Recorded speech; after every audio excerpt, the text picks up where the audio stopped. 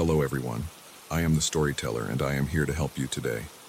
I know you use this video to fall asleep, so before that, like the video and subscribe to the channel. Also, where are you from and what time are you watching? Now get comfortable and relax. I had no idea the apartment I moved into would keep me awake at night with strange voices. I picked the place because it looked old and had thick walls. I wanted privacy and a bit of history. It sounded like a great deal at first. Nobody warned me about the locked room at the end of the hall. The landlord just mentioned it was off limits due to building policy, and I didn't think much of it. I never expected to hear faint singing and gentle whispers coming from behind that door. I remember my first night there. I was tired from hauling boxes all day and I crashed on the couch in the living room. Around midnight, I woke up to what sounded like low humming. My eyes were half open, and I couldn't tell if I was dreaming. I sat up and realized it was coming through the hallway. It was soft, almost like a lullaby, but it made the hair on my arms stand on end. I walked to the hallway. The locked room was at the very end. Its door looked old. The paint was peeling and there was a tarnished doorknob. I pressed my ear against it and felt a chill run through my chest. The humming stopped the moment I touched the door. I didn't sleep well that night. I kept staring at the cracks in the ceiling, wondering if I'd actually heard anything. The next morning I tried to shrug it off. I opened some windows, let fresh air in, and focused on unpacking the rest of my stuff. By the time the sun started to set, I found myself glancing at the hallway. I didn't want to make a big deal out of it, but I couldn't ignore how uneasy I felt. My shoulders felt tight, and I noticed my hands shaking a bit when I set down a box. I told myself it was just nerves from the move, but deep down I knew something about that locked room was off. For a few days, nothing happened. I went to work, came home, and watched TV in the evening. The nights were quiet. Then, out of nowhere, I heard the humming again. It was around 2 a.m. I sat up in bed, and my heart started pounding. I listened to the sound for a few seconds before I got up. I walked through the hallway in the dark, using my phone's flashlight to guide me. The door at the end looked the same, but the doorknob rattled for a moment. I froze. The humming had changed into quiet whispers, like two people talking. I couldn't make out the words. I took a step back because my knees felt unsteady. My mind started racing with all kinds of thoughts. Intruders, squatters, or something else. I stood there breathing hard, waiting for the sounds to stop. After a minute or so, the whispers faded. I couldn't get back to sleep after that. I turned on every light in the living room and stayed on the couch until morning. My thoughts kept returning to the doorknob that moved on its own. I decided I needed more information. The next day, I asked the landlord about the locked room. He looked uncomfortable and said it was just storage. He claimed there were old items in there that belonged to previous owners, but he insisted it wasn't accessible. He said no one had the key anymore. I didn't push him about it right then, but I didn't believe him either. 2 nights later, it happened again. It was around 1 a.m. that time. I had left a small nightlight on in the hallway to keep my nerves in check. I was in bed staring at the ceiling, half expecting something to happen. Sure enough, I heard a muffled tune, like someone was playing a violin very softly.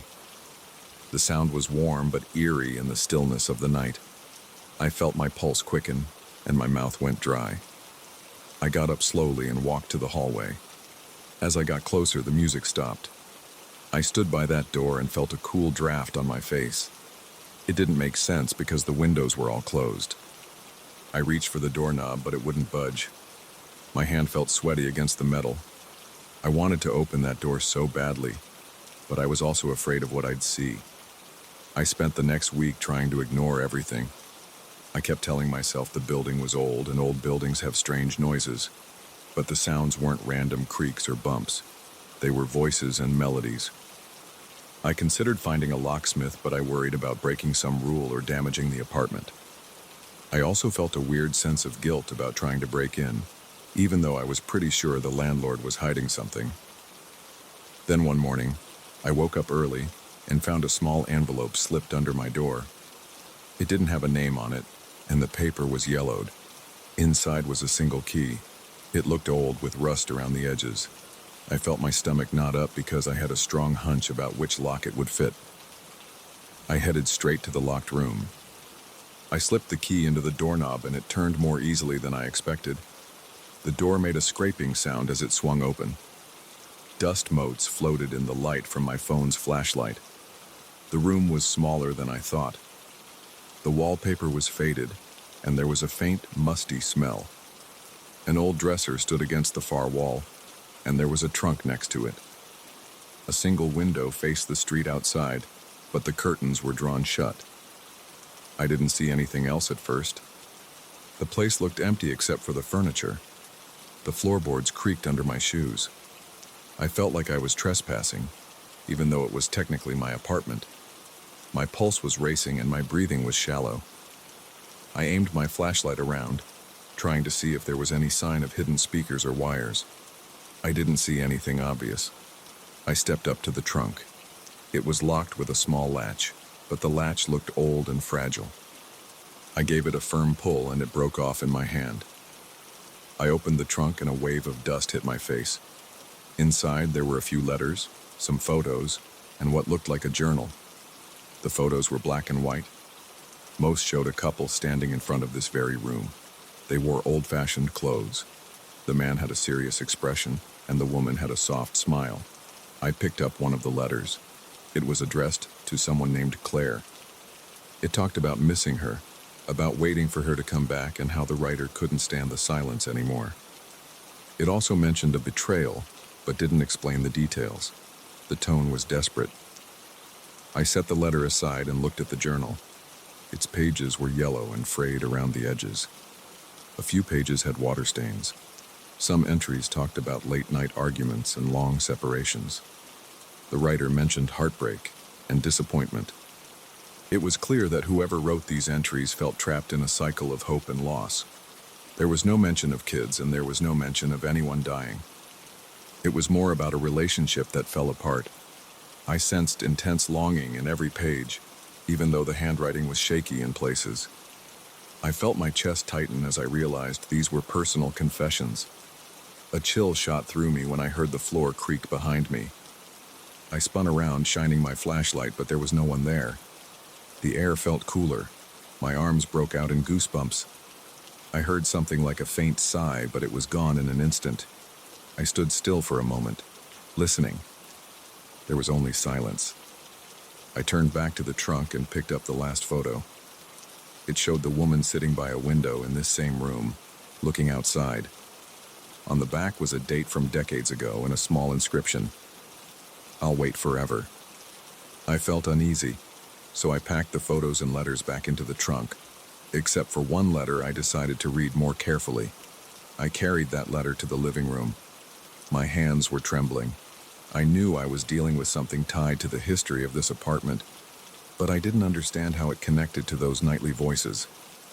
Once I sat down, I read the letter in full. The writer mentioned hearing Claire's voice at night, feeling her presence and having conversations with her long after she was gone. There were no details about violence or tragedy. It was just pure heartbreak. The letter ended with a plea. "If you can still hear me, meet me again in the room where we promised to stay together."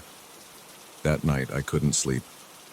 My throat felt dry, and my thoughts kept circling around the idea that maybe these voices I heard belonged to the people in the photos. It seemed impossible, but I couldn't ignore what I was experiencing. Around midnight, I felt an urge to go back to that room. It was a different feeling from before. It wasn't just fear, it was curiosity. I wanted answers. I grabbed a flashlight and headed down the hall. The door was still open. I stepped inside.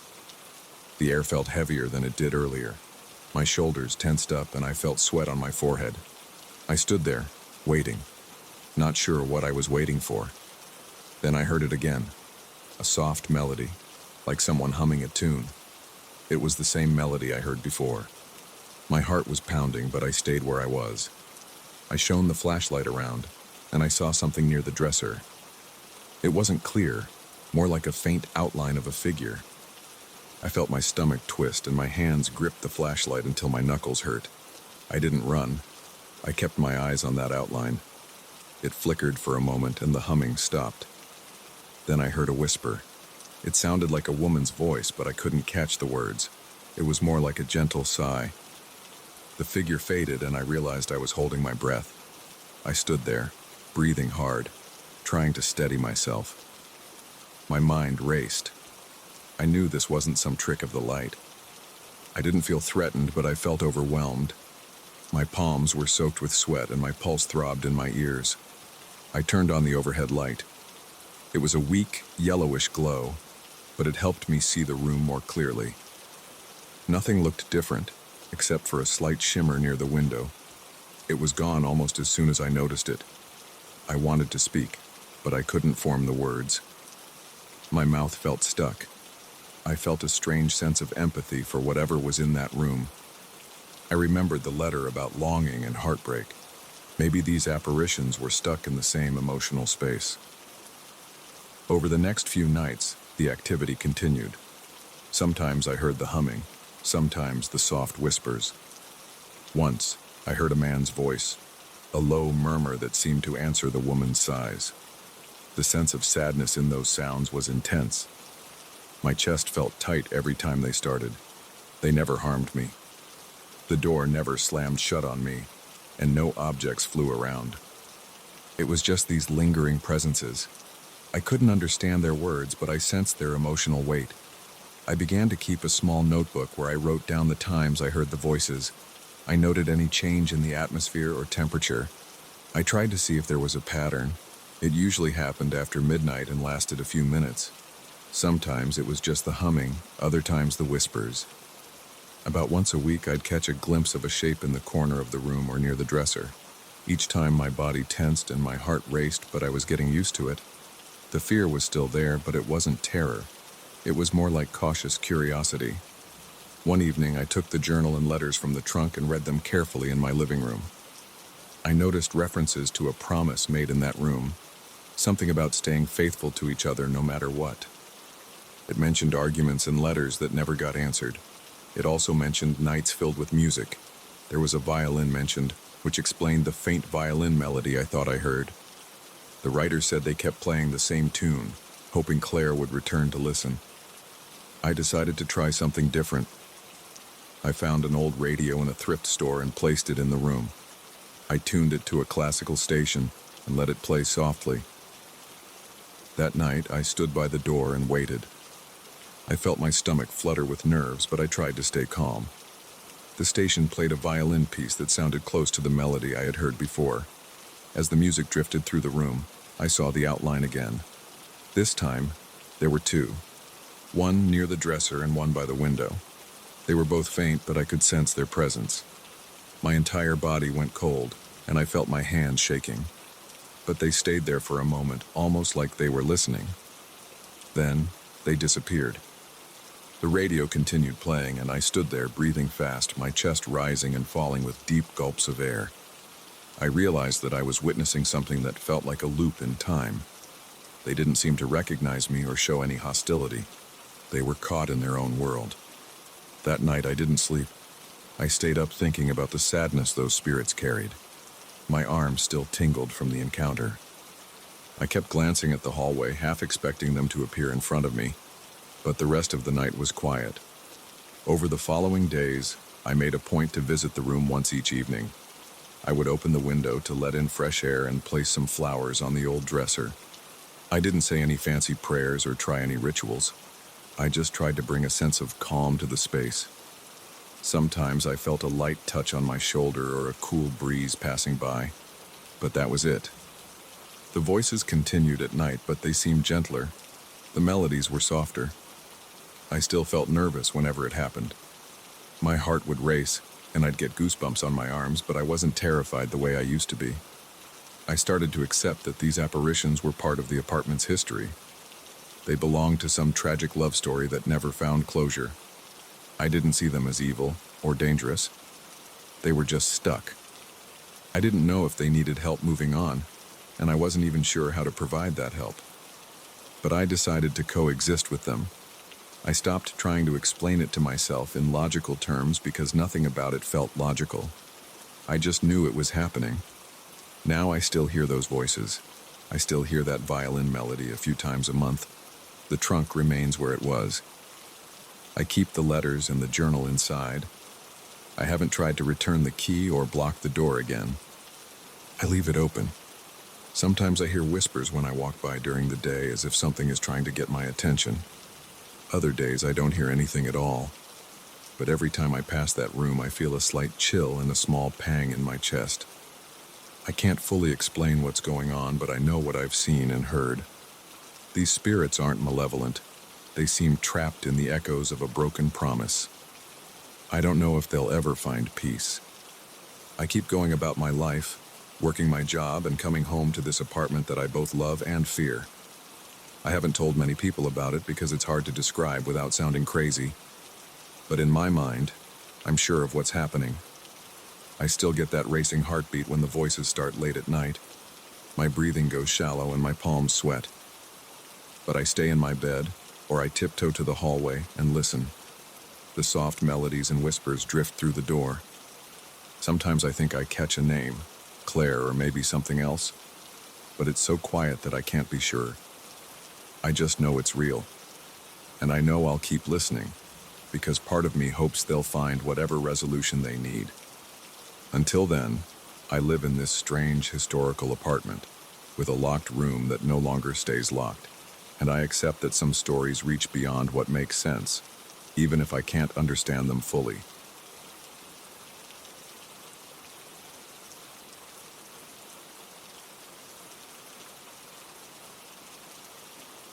I stepped into the lobby on my first day as the new owner of this old building.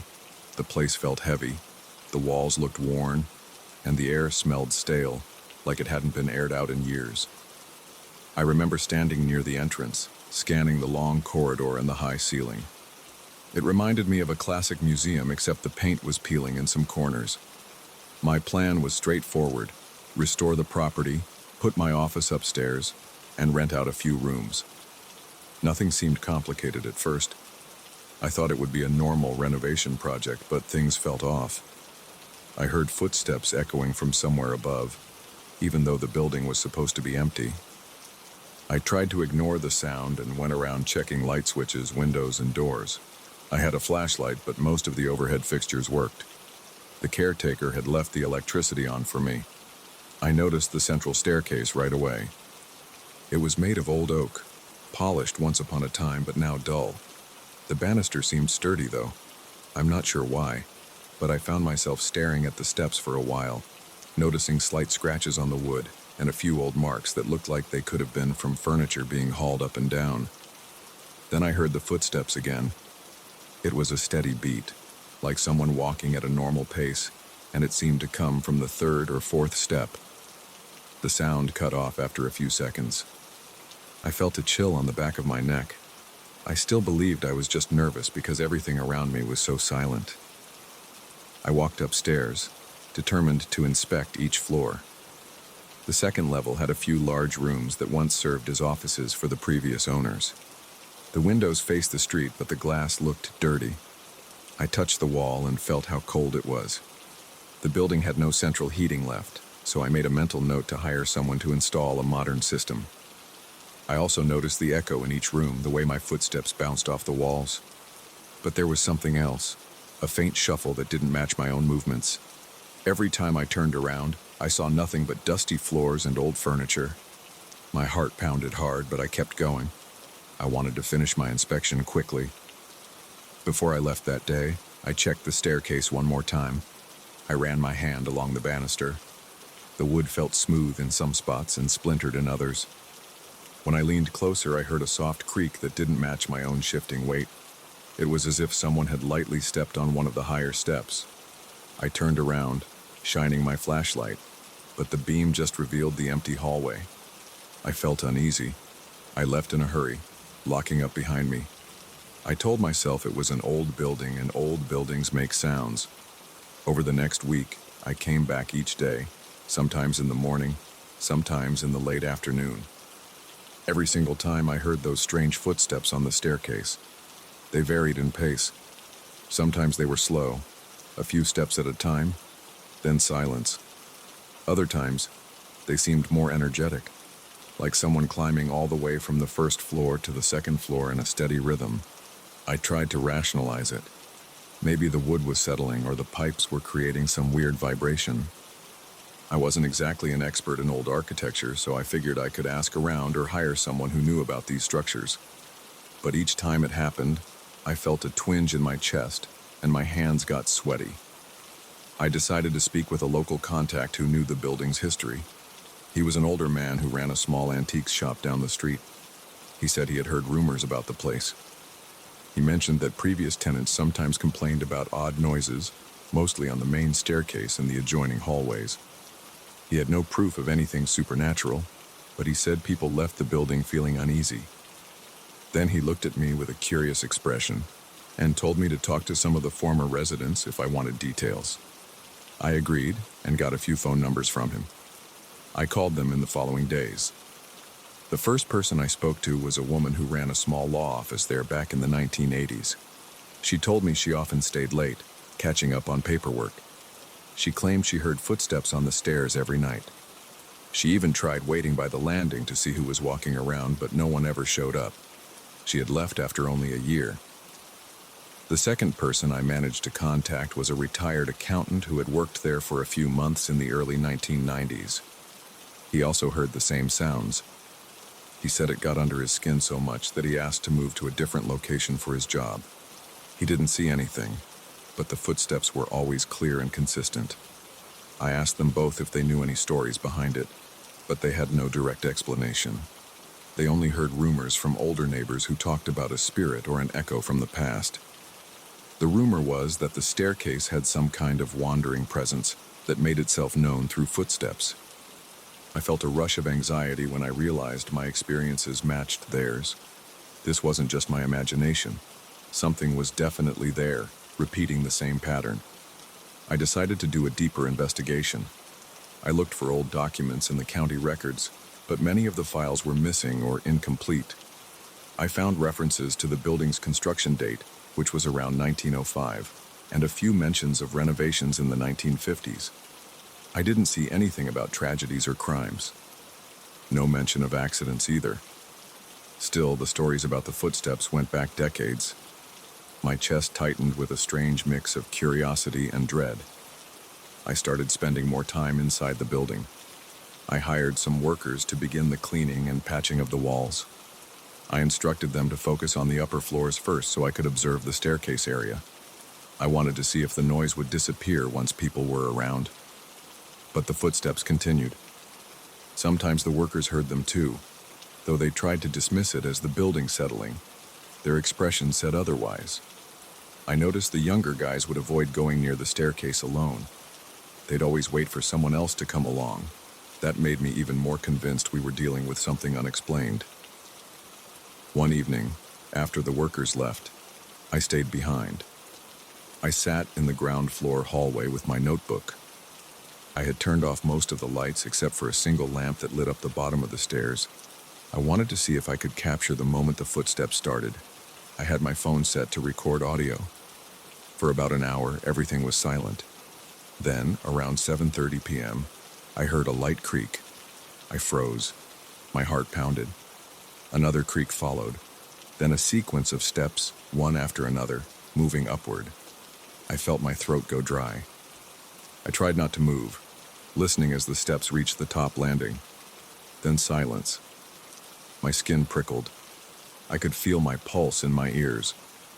I looked at my phone to see if it was still recording. It was. I replayed the audio right away. I heard my breathing, and I heard the footsteps. They were real. I felt my stomach knot up. I wasn't imagining anything. Something was walking on that staircase, and it wasn't me. I climbed the stairs slowly, shining a flashlight ahead of me. The old wood groaned under my weight. I could see my own footprints in the dust, but there were no fresh prints except mine. The air felt colder on the second landing. I reached the top and looked around. Empty rooms, dusty floors, broken light fixtures. I tried to call out, "Who's there?" But my voice came out shaky. There was no answer. Over the next few days, I replayed the recording for people I trusted. Some said it was clear evidence of paranormal activity. Others insisted it had to be normal building noise, but the pattern was too distinct to be random. I decided to keep a journal of every incident. I wrote down the time, the day of the week, and how many steps I heard. It turned out that the footsteps were more frequent in the early evening, between 6 p.m. and 8 p.m. Sometimes they happened again around 10 p.m., if I stayed that late. I felt less alone in a strange way, but also more uneasy. As I spent more time in the building, I noticed another detail. Sometimes after the footsteps stopped, I felt a breeze passing by, even though the windows were closed. It brushed against my arms and made the hair on them stand up. It reminded me of someone walking past me in a narrow hallway. But I never saw a figure, just felt that presence. I started sleeping poorly. My mind kept replaying the sounds late into the night. I'd lie in bed thinking about what could be causing them. I wanted an explanation, but none came. I reached out to a local historian who specialized in old properties around town. He came to the building one afternoon to help me search for hidden rooms or secret passages. We knocked on walls and measured rooms, trying to see if there was any structural quirk that caused strange echoes. We checked behind an old panel in the lobby, but we found nothing except dust and a few dead insects. The historian shrugged, saying the building's layout was standard. He suggested it might be a haunting or a phenomenon that certain older places develop over time. He left without giving me any real answers. One night, I decided to sit in one of the empty offices on the second floor, right next to the top of the stairs. I brought a small chair and a desk lamp. I had an old binder full of the building's documents with me. I wanted to feel close to the source of the footsteps. I also wanted to see if I could sense anything else. After a couple of hours, I heard the familiar creaks on the stairs. My hands started shaking. My chest felt tight again. I forced myself to stand up. I walked out into the hallway and reached the railing. The footsteps were louder than ever, moving up one step at a time. I felt my legs tense. My mouth went dry. I watched the stairs, waiting for something to appear. But there was no figure. The steps kept going until they reached the landing in front of me. Then the sound stopped abruptly. I reached out, half expecting to bump into a person, but my hand found only empty air. My heart hammered in my chest, and I broke into a cold sweat. I staggered back a step, feeling a wave of dizziness. I took a few deep breaths. Then I moved forward again and leaned over the banister to look down. The floor below was dark and empty. My head spun with questions. I felt a strange pull, like the staircase was inviting me to walk down it and explore every creak. But I stayed put, leaning against the wall until I calmed down. The next day, I visited a few more longtime residents in the neighborhood. One man told me his uncle worked as a security guard in the building for a short time back in the 1970s. He said his uncle heard the same footsteps and believed there was a spirit trapped there. The uncle tried talking to it, saying things like, "I'm here to help," or "You can move on," but nothing changed. Another person mentioned that there might have been an incident involving someone who used to pace those stairs every night, but no one had any solid details. It felt like every lead was just another rumor. I kept coming back, determined to finish my renovations. Over time, I got used to the footsteps in a strange way. They still scared me when they caught me off guard, but I learned to accept them as part of the environment. My team managed to restore some of the walls and floors on the second level. We set up a temporary office space for me, complete with a desk and a few chairs. Despite the eerie sounds, I refused to give up on the building. I felt that I had a responsibility to figure out the truth, or at least make peace with it. One evening I stayed later than usual, wrapping up some paperwork. The footsteps started around 7 p.m., the same steady climb I'd heard so many times. I grabbed my phone and walked into the hallway. My palms were sweating again, and I felt my pulse racing. But I called out softly, "I'm just here to finish what I started. I don't know if you can hear me, but I want to make this place good again." My voice echoed, and I heard the footsteps continue. They stopped near the top of the stairs. I felt that same breeze pass by, brushing my shoulder. A cold shiver ran down my spine, but I stood my ground. I waited in silence for a while. The building felt still. My footsteps on the old floor seemed to be the only ones left. I decided to head home. I switched off the lights, locked up, and stepped outside into the night air. My hands were shaking and my forehead was covered in sweat. I realized that, despite everything, I felt more determined than ever. I wanted to see this project through. I wanted to solve the mystery of those footsteps, or at least coexist with them. Over the next few weeks, I continued the renovation. The workers came and went. The place started looking more like a functional office space. The main staircase remained the same, though. I didn't want to replace it or cover it up. It felt like the central point of whatever was happening. I kept hearing those footsteps, sometimes multiple times a day. The workers heard them too, but they just exchanged nervous glances and got on with their jobs. No one quit. No one got hurt. We all carried on. By the time we finished most of the restoration, I had set up my main office on the second floor, right at the end of the hallway. I still heard the footsteps on occasion, usually in the evenings or early mornings. I never found a clear explanation, but I began to accept that the staircase carried a presence that wouldn't leave. It might be a leftover echo, a restless spirit, or some unknown energy. Whatever it was, it belonged to this building. And in a strange way, so did I. I didn't have a neat resolution. I just knew that I'd learned to live with it. I'm still here today, working in this old place, running my business. Sometimes I pause and listen. I hear those same steps, steady and unhurried, moving up or down the staircase. My heart always skips a beat. Then the sound fades and I keep going with my day. That's my story. I came here expecting a normal renovation, and I ended up sharing space with something I can't fully explain, but I'm not leaving. This is my building now. The footsteps may never stop, but neither will I.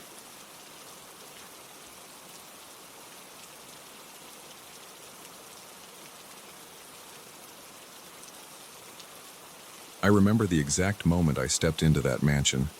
The front door felt heavier than any door I'd ever opened.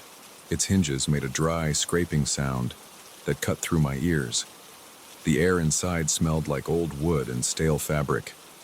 My shoes clicked against the marble floor in the foyer, and each click seemed too loud. I felt a draft behind me, so I turned around fast. Nothing moved. No wind came from outside because the air outside was still. Something about that place seemed off right from the start, and I knew I wouldn't sleep easy that night. I got this mansion through family arrangements. Nobody else wanted it. The property had a reputation for being unwelcoming and strange. I'd never visited it before, so I didn't know what to expect. I stood in the foyer with my luggage in one hand and my keys in the other. The silence around me kept me on edge. I heard a slow drip somewhere in the back rooms, maybe a leaky faucet, but I couldn't place it exactly. I took a few more steps and tried to switch on the hall light. The bulb flickered once and died. I left my bags by the stairs and used my phone's flashlight to guide me. The entrance hall had a broad staircase going up to the next floor. The banister looked carved by hand. It was old, with small cracks along the railing. On my left, I saw a large portrait. The people in it wore formal clothes from a long time ago. I recognized a few faces from old photographs I'd seen in family albums. Their expressions in the painting felt cold. I tried to ignore that detail, but it stuck in my mind. My footsteps echoed as I walked forward, and I heard that drip again. I followed the noise into a hallway lined with dusty lamps on side tables. The hallway ended in a kitchen. It was large, with a stone floor and an old stove in the corner. The faucet at the sink had a slow leak, so I tightened it. The drip stopped. I looked at the counters and saw thick layers of dust. Every time I touched something, a cloud rose up. The smell of mold lingered near the sink. I spotted a back door that led to a small courtyard. I opened it to let in fresh air. The hinges squeaked and a gust of damp wind blew in. It had started raining outside. The sound of rain on the flagstones felt gloomy, but it also broke the heavy silence. I closed the door after a minute and checked the lock. It stuck a bit, but it held. I decided to pick a room on the ground floor to set up for the night. I didn't want to walk around in the dark more than necessary. I found a study near the foyer with an old couch. Its fabric had a musty smell, but it looked sturdy. I put my bag on a small table and took out a flashlight and some batteries. I planned to explore the upstairs the next morning. For now, I wanted to get a feel for the place and see if the lights worked in any other rooms. I flicked the switch in the study. The lamp on the desk flickered to life, though it gave off a weak, yellow glow. At least it stayed on. With a bit of light, I could see the details in the study. The walls were lined with shelves filled with old books. I glanced at a few titles. Some were in languages I couldn't read. Others had titles about local history or genealogies. I also noticed a large stack of rolled-up papers tied with twine. I felt tempted to open them, but I wanted to check the rest of the house first. I didn't feel comfortable spending too much time in one spot yet. I heard a faint sound from the corridor. It sounded like soft shuffling steps on the marble floor. I froze. I held my breath and listened. Nothing. I clicked off the desk lamp. That left me with darkness, apart from the faint beam from my flashlight. I stood still, shining the flashlight at the study doorway. The corridor was empty. The house settled with small creaks, and the rain outside got heavier. It wasn't a footstep. I told myself it was probably just the building's old structure reacting to the storm. I decided to do a quick walk around the ground floor. I found a dining room with a long table and chairs covered with sheets. A thick layer of dust made everything look gray. I tested the light switch there, but it didn't work. The windows rattled in their frames each time the wind kicked up. In one corner, I saw a big mirror leaning against the wall. It was covered by a white sheet. I pulled the sheet off to check it, hoping maybe it was in decent condition. When I did, I thought I saw movement in it, like a flicker of light behind me. I turned around, but I saw nothing except an empty, dark room. My heart thumped hard in my chest. I dropped the sheet and covered the mirror again. I left the dining room and found a small bathroom. The door squeaked as I entered. The sink had rust stains, and the toilet looked old but functional. I tried the faucet, and the water ran brown for a moment before clearing. It smelled metallic, but it worked. I made a mental note to get the plumbing checked soon. The entire house felt damp and cold. My jacket did little to keep me warm, and the chill seemed to seep into my arms. By now it was late. I returned to the study, switched on the lamp again, and tried to settle on the couch. I couldn't relax. My eyes kept drifting to the doorway. The rain beat against the windows, and thunder rumbled in the distance. The sounds echoed through the house, making me tense. I noticed a draft from under the study door. A chill breeze moved across my legs. I pulled out a small blanket from my bag, tried to cover myself, and closed my eyes. The couch creaked under my weight. I sat there breathing slowly, trying to calm my mind. At some point, I must have dozed off. I woke to the sound of something scraping across the floor in the hallway. My chest tightened. I grabbed my flashlight, got up, and moved toward the door. My heart pounded. My palms felt clammy. I paused, pressed my ear to the door, and listened. The scraping sound repeated, then stopped. I opened the door a crack and aimed the flashlight down the corridor. Nothing moved, but I saw faint scratches on the marble, as if something heavy had been dragged. I didn't see any objects out of place, though. I stepped out carefully, shining my light along the floor, looking for anything unusual.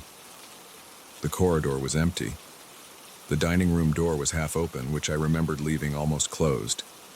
I walked over and peeked in. The sheets were still on the chairs and table. The mirror was still covered, although the sheet looked a bit skewed. I checked the rest of the ground floor. I saw no sign of a break-in, no footprints, no objects on the floor. I felt uneasy, but I told myself it could have been the wind blowing a loose board. Maybe the old mansion had all sorts of structural problems that made strange noises. I didn't get much sleep that night. By dawn, the storm had passed, and faint light came through the windows.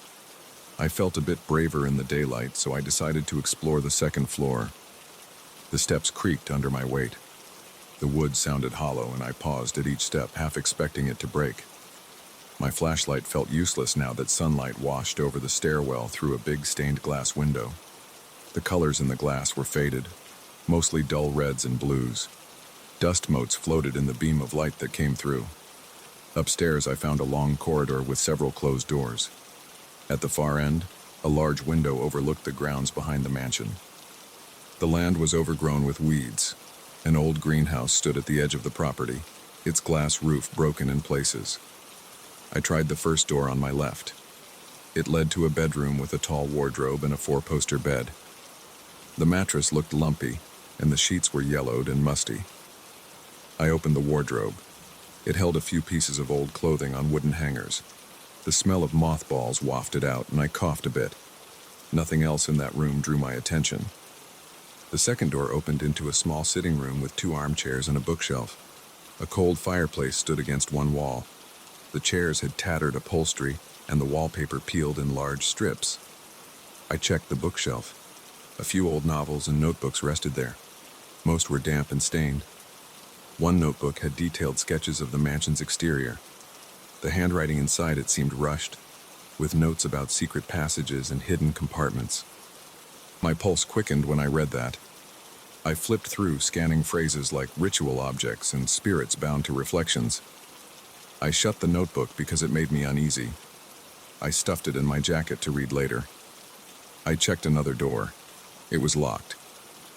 The lock looked old, and I suspected I could force it open, but I wasn't ready to damage anything yet. I checked the keys I had, but none fit. I made a note to come back to this door once I had more information. The corridor felt quiet, except for the floorboards under my feet. I was glad there wasn't more thunder or howling wind. Daylight offered some reassurance, but my nerves were still on edge. I eventually found a library on the second floor. It was a large room with tall shelves on every wall. A wide window at the back let in a dim light that made the dust particles visible in the air. The smell of old paper was strong. I walked through the rows of shelves, trailing my hand along the spines of books. Many were faded and brittle. I saw titles about local folklore, some about pagan rituals, others about astronomy. One shelf caught my eye because the books there had black covers without titles. I pulled one out and opened it. It contained handwritten notes about something described as the Watchers in the Corners. The language was direct, mentioning how these watchers could appear in glass surfaces and linger in the dark. It talked about a tradition passed down through generations. My stomach tightened as I read lines about keeping the watchers satisfied with certain ceremonies. I felt a chill on the back of my neck. I checked over my shoulder. Nothing but quiet shelves behind me. I closed the book and put it back. My heartbeat thumped hard. A faint tapping sound came from the window. I turned and saw a branch from a nearby tree tapping against the glass in the breeze. That small noise made me realize how jumpy I'd become. I didn't like that. I wanted to keep my composure. I left the library and made my way back downstairs, intending to get some fresh air. Outside, the sky was still cloudy and puddles dotted the driveway. The mansion's facade looked worn, and the windows seemed dark. I walked around the side and spotted that greenhouse again. The door was blocked by weeds, but I pushed them aside and forced the door open. Inside, broken glass crunched under my shoes. The greenhouse was overrun with vines and dead leaves. Old shelves and tables lay scattered. In a corner, I saw a small wooden chest, half rotted. It was unlocked. I lifted the lid and found a few jars and a small box with strange carvings. I opened the box. Inside, there was an old piece of parchment with symbols I didn't understand. The lines were bold, almost frantic in design, and at the bottom there was a date scrawled in red ink. I recognized the year from the books in the library. It matched references to old rituals. I felt a cold sweat break out on my forehead. I heard something rustle behind me. I spun around and held my breath. The air was still, but I thought I saw a shape near the door. For a second, I couldn't move. My hands trembled. My throat went dry. I forced myself to walk toward the door. The shape was gone. I stepped outside, breathing fast, my heart hammering in my chest. I looked around the grounds. No one was there. The trees dripped with rainwater and the breeze made the branches sway. I hurried back to the mansion, feeling exposed in the open air. Once inside, I locked the door behind me and dropped into a chair in the foyer. I stared at the large portrait on the wall. The faces seemed to watch me. My pulse still raced. I needed to figure out what was going on in this place. I decided to revisit that notebook from the sitting room. I pulled it out and read it more carefully. There were pages talking about mirrors and windows. It said that at night you might catch sight of these watchers. They appeared as faint reflections that moved when you moved. It claimed that if you performed certain rites, you could bind them. The notes were chaotic, mentioning flickering lights and hushed voices. While I sat reading, a loud thump came from upstairs. The sound startled me so much I almost dropped the notebook. My legs felt weak as I stood up. I grabbed my flashlight again and went to the foot of the stairs. I looked up. The corridor overhead was dark, even though there was some daylight behind me. I climbed the steps slowly, my hand on the banister.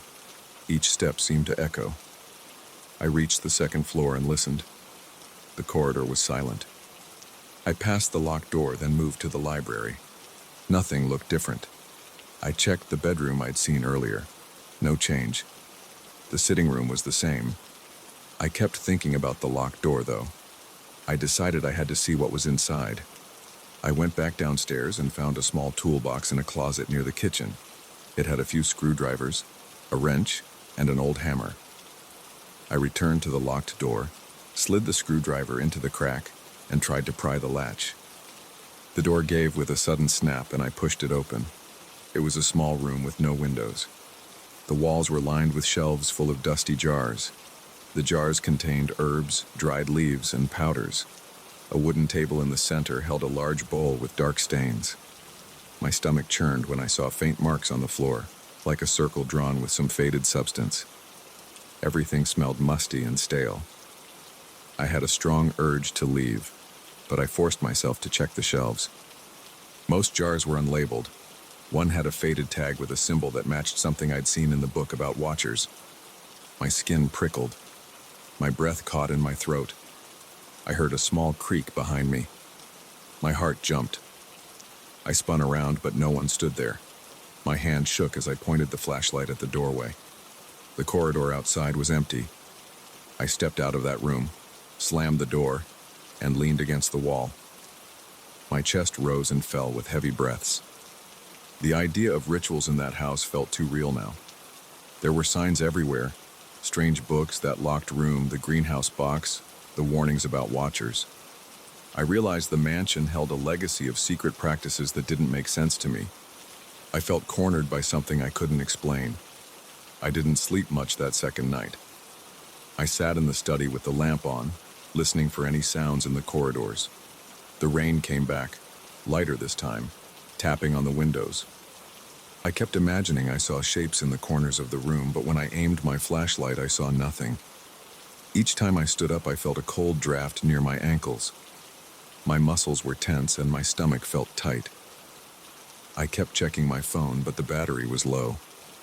I stared at the time, waiting for morning. When morning came, I packed a small bag of essentials. I walked around the house once more, making sure all the doors were secured. I caught my own reflection in a mirror in the foyer and froze. My eyes looked bloodshot and my face looked pale. The feeling of being watched was impossible to shake. I felt the presence in every reflection, every shadow, but I wasn't ready to walk away. I had to understand what lay behind these old family secrets. I decided to stay, at least for a while, to see if I could gather more information. I knew I was risking my peace of mind, but I couldn't leave without answers. The notebooks in the locked room pointed to a history that went beyond normal logic. Every night I heard quiet scraping sounds and faint footsteps. I saw shadows shifting across the walls. Sometimes I felt a cold touch on my shoulder or at the back of my neck, but when I turned around there was only empty space. My heart pounded each time. That's where I stand now. I'm in this mansion, surrounded by old books, locked doors, and strange objects that don't make sense. I spend my days searching for clues about these watchers and the rituals my ancestors might have practiced. I spend my nights feeling the weight of the house pressing down on me. The floors creak, the walls groan, and I sense movement just out of sight. I haven't seen anything solid, but I hear murmurs in empty rooms and I see flickers in mirrors. I can't tell what's real anymore, but I keep going. Something in this place demands my attention. I feel it every time I open a door or shine my flashlight into a dusty corner. I'm determined to push forward. I'll keep exploring the corridors and locked rooms until I have a clear picture of what my family left here. I don't know where it will lead me, but I'm certain I can't run from it. I feel like the mansion won't let me. Maybe it's all in my head. Maybe there's a logical explanation. But for now, I'm stuck with these whispers in the dark and the eerie reflections that watch me when I least expect it. That's my reality in this old house, and I'm not leaving until I figure out why.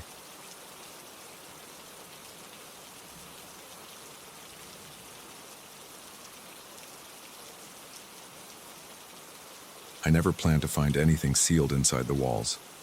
I thought I would just rip out old plaster, clear out debris, and set up fresh drywall. Instead, I discovered a manuscript wrapped in an oilcloth behind a loose section of wood paneling. It caught my eye because it didn't look like something randomly stuffed there. It looked intentional, hidden with care. I felt my pulse spike the moment I saw it. I stopped everything and pulled it free. The renovation could wait. My name is Daniel. I bought this old building a few months ago. It used to be an office space, maybe a small factory at one point. The real estate agent wasn't sure. The place looked sturdy, but neglected. I liked the wide corridors and the broad windows. I planned to convert the first floor into a workshop and live upstairs. I'm not an architect, but I enjoy taking things apart and putting them back together. That feeling of progress always gives me a rush. I started by gutting the upstairs. The previous owner had left behind half-finished walls, flaking wallpaper, and brittle wiring. I wanted a clean slate, so I tore through the drywall and pulled out anything that looked warped or rotten. Nothing felt strange during my first week here. The place smelled like dust and stale air. The windows rattled in the wind. The floors creaked if I stepped in the wrong spot. That's normal for a building this old. Things changed on my second week. I was in the bedroom scraping off old paint near the ceiling and I heard a faint voice. It was like a low moan right outside the door. I paused, thinking maybe someone was in the hallway. I checked. Nobody was there. I shook it off and went back to scraping. A few minutes later, the door rattled. It wasn't a gust of wind. It moved like someone grabbed the handle and tried to twist it. I felt my heart pound. I froze for a second. My hands felt cold and clammy. Then I opened the door fast, hoping to catch whoever was messing around. The hallway was empty again. I told myself it was a draft or some weird structural quirk. I had never lived in a place this old. I didn't want to panic. I tried to ignore it. That night, around midnight, I heard light tapping coming from the corridor. My hair stood up on the back of my neck. It wasn't loud, but it was steady. I got out of bed, flicked on the hallway light, and saw the door to the old storeroom at the end of the corridor open about an inch. I was sure I'd closed it earlier. I stared at that small gap and felt a tightness in my chest. I walked toward it, slow and careful. My footsteps made the floor creak. The tapping sound stopped. I pushed the door open, flicked on the light, and found nothing. The storeroom was dusty and empty, except for some cardboard boxes. I looked behind them and checked the window. Nothing unusual. I shut the door hard and went back to bed. I barely slept. These events didn't stop the next day. I was determined to finish the demolition work, so I focused on tearing out more old drywall in the hallway. That's when I found the manuscript. There was a section of the wall that looked patched. The wood felt loose. I pried off a plank and saw a sealed gap behind it. Inside that gap, I saw the cloth-wrapped bundle. I felt an urge to open it right away, but I also had a surge of nervous energy. My palms were sweating, and my mouth felt dry. Part of me didn't want to read something that might be connected to the noises I kept hearing, but I unwrapped it anyway. The manuscript looked handwritten. The paper was yellowed and some pages felt brittle. I saw paragraphs of neat cursive writing, along with strange symbols drawn in the margins. They looked like circles and triangles intertwined, but I'm not certain. I flipped through it and spotted sketches of shadowy figures. Some pages showed a tall shape near a window. Others showed a silhouette in a hallway. The writing described events in detail. The words were in old-fashioned English, but I could read most of it. One section said something like, "I saw it again near the storeroom at midnight. It rattled the door." Another passage said, "The tapping at night gets louder when I ignore it." My blood turned cold. I felt a buzz in my ears. This manuscript was describing exactly what I had experienced: the rattling door, the tapping, the hallway sightings. I didn't tell anyone about it. I don't have many close friends around here anyway. I set the manuscript on a small table in my living room. I tried to keep working, but my mind wouldn't settle. I heard every creak, every shift in the old building. I jumped whenever I heard a slight rustle. By evening, I decided to read more of the manuscript. I kept a flashlight next to me because the overhead light is still faulty. The text wasn't long, maybe 40 or 50 pages, but the entries spanned months, maybe years.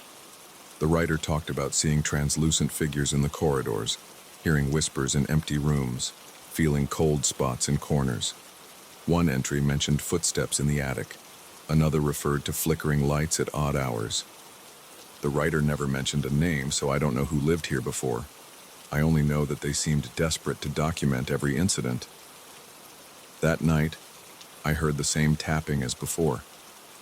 It was close to my bedroom door. I gripped my phone, thinking I might record it or call someone. Then the tapping stopped and turned into scratching sounds. I felt goosebumps all over my arms. My breathing grew shallow. I stood up, grabbed a flashlight, and walked slowly to the door. When I opened it, the hallway was dark. I clicked on the flashlight and shone it around. Nothing. I stepped into the hallway. The storeroom door was closed this time. The scratching sound seemed to come from behind the walls, maybe near the ceiling. I followed the noise until it stopped near the corner of the corridor. It felt like something was just out of reach, playing with me. My hands trembled. I wanted to yell at it to leave me alone, but I didn't want to make a scene in an empty hallway.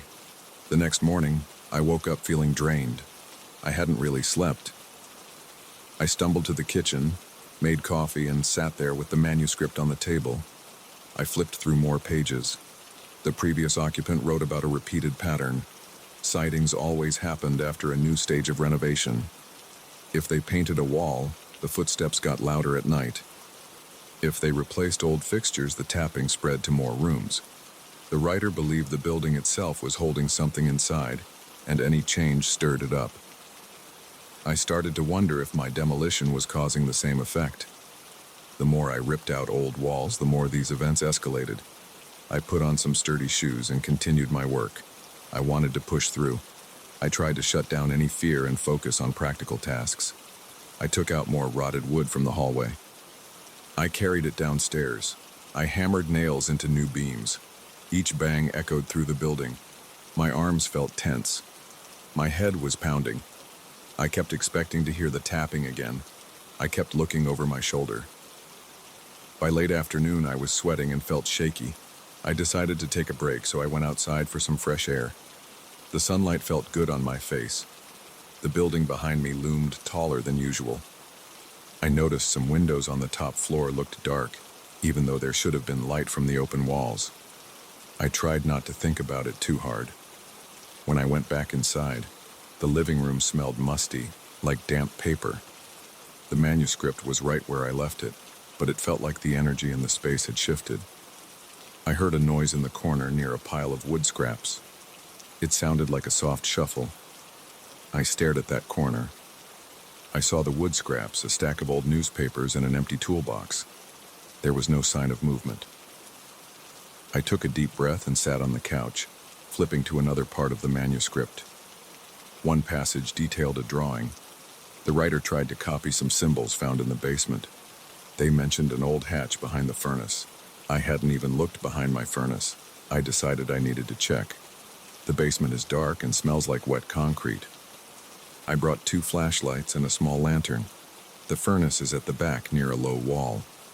I moved some boxes and found a hatch built into the cinder blocks. It looked sealed with old bolts.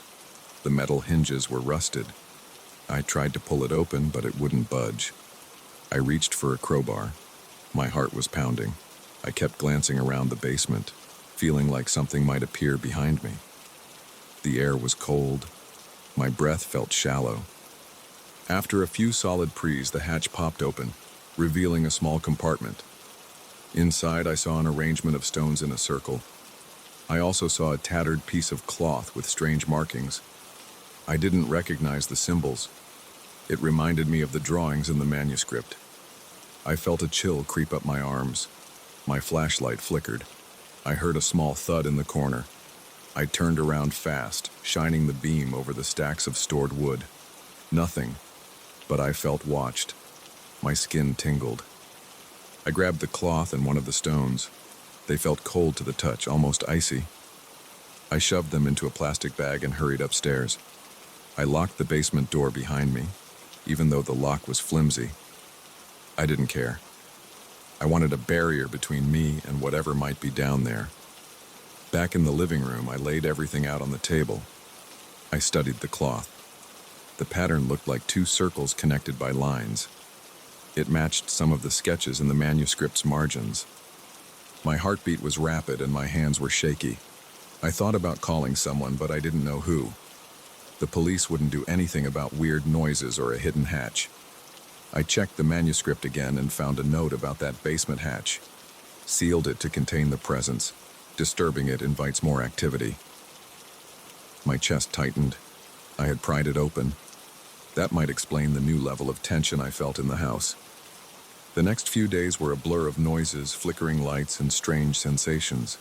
I couldn't concentrate on my renovation work. I heard footsteps in the hallway at random times. Doors creaked open on their own. Electrical circuits kept shorting out. My phone battery drained faster than usual. I felt jumpy and exhausted. At night, I sat in bed with the manuscript on my lap, reading the same pages repeatedly, trying to piece together a pattern.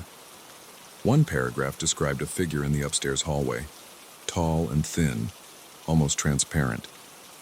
The writer mentioned feeling a sudden drop in temperature whenever it appeared.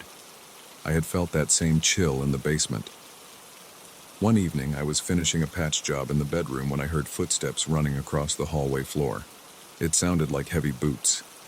I rushed out with a flashlight, but all I saw was the corridor stretching into darkness. My breathing turned rapid. My throat felt tight. I called out, "Who's there?"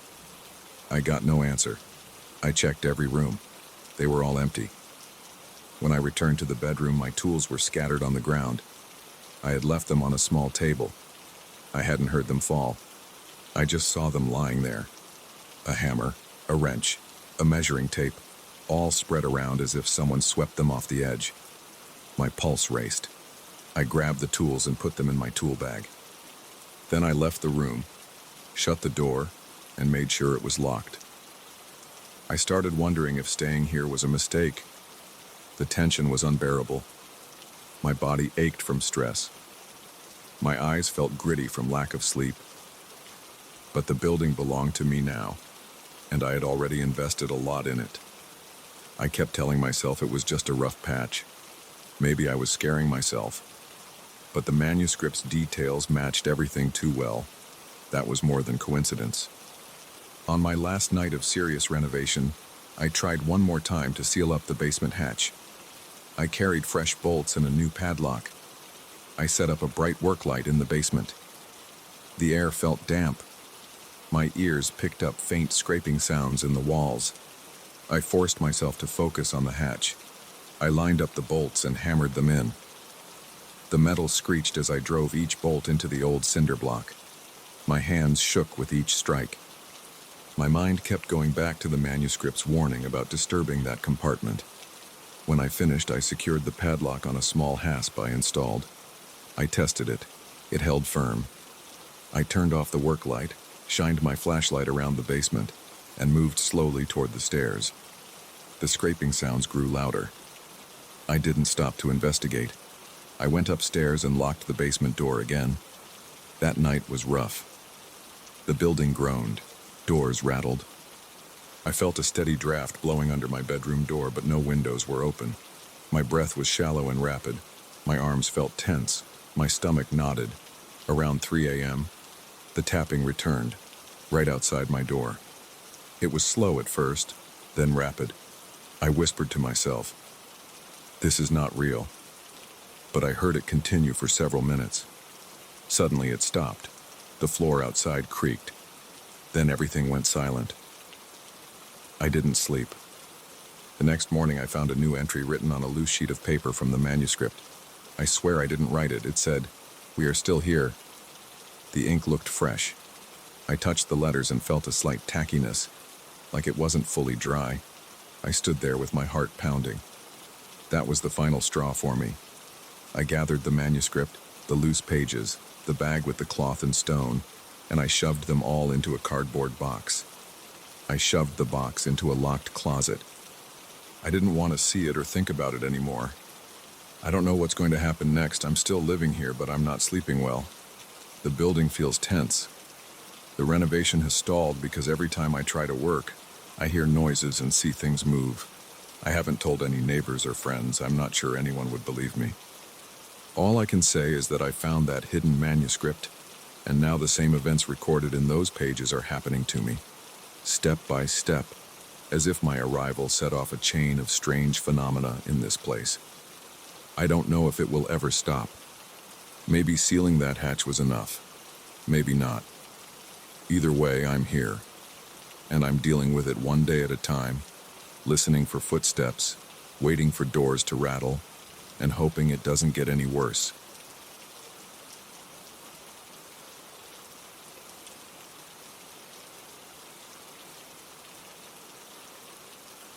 I first noticed the flickering lights around 2 in the morning.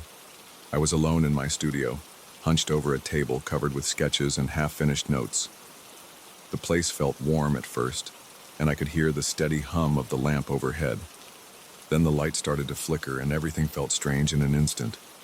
My stomach tensed and I looked up, expecting maybe a power surge or a loose bulb, but the bulb was tight in its socket.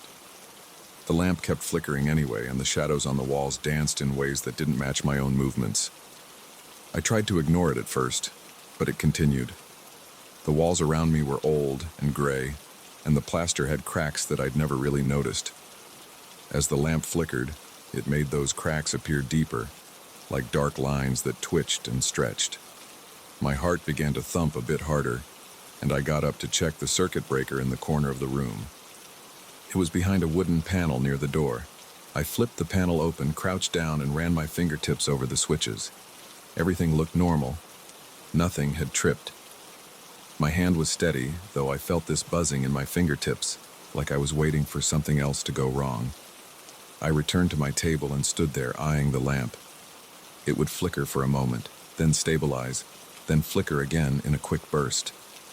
The shifting light made the shadows along the walls move like they had their own pulse. It wasn't dramatic. It was subtle but noticeable.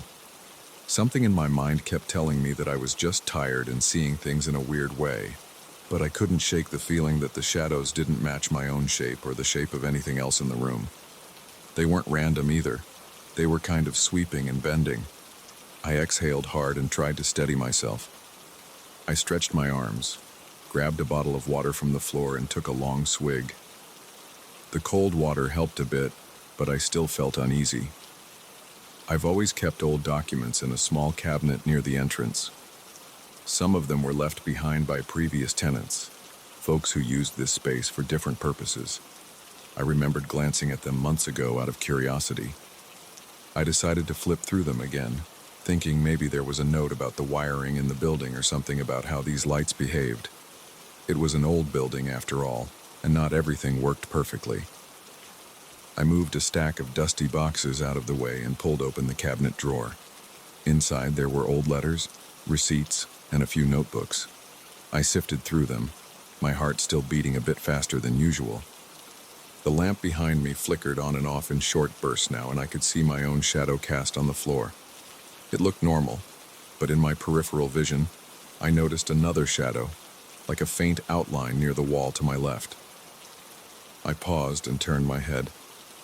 The shape vanished as soon as I looked at it directly. It left me with a chill creeping up my arms. I opened one of the notebooks. Its cover was soft and worn, and the pages inside were yellowed.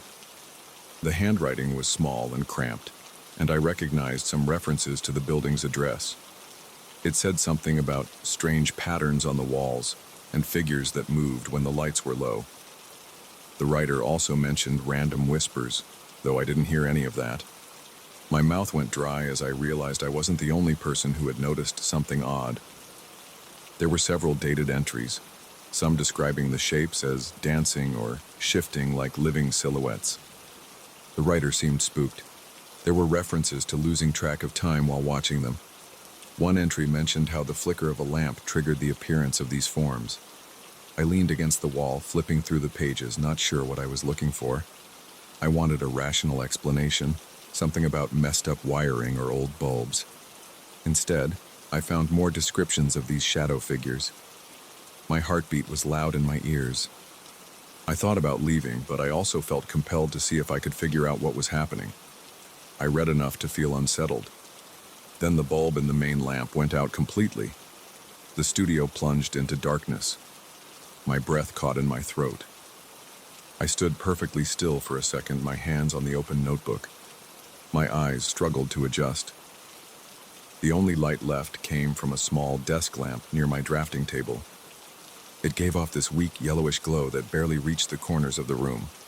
I set the notebook down and walked toward the drafting table, trying not to bump into anything. My footsteps sounded too loud in the dark.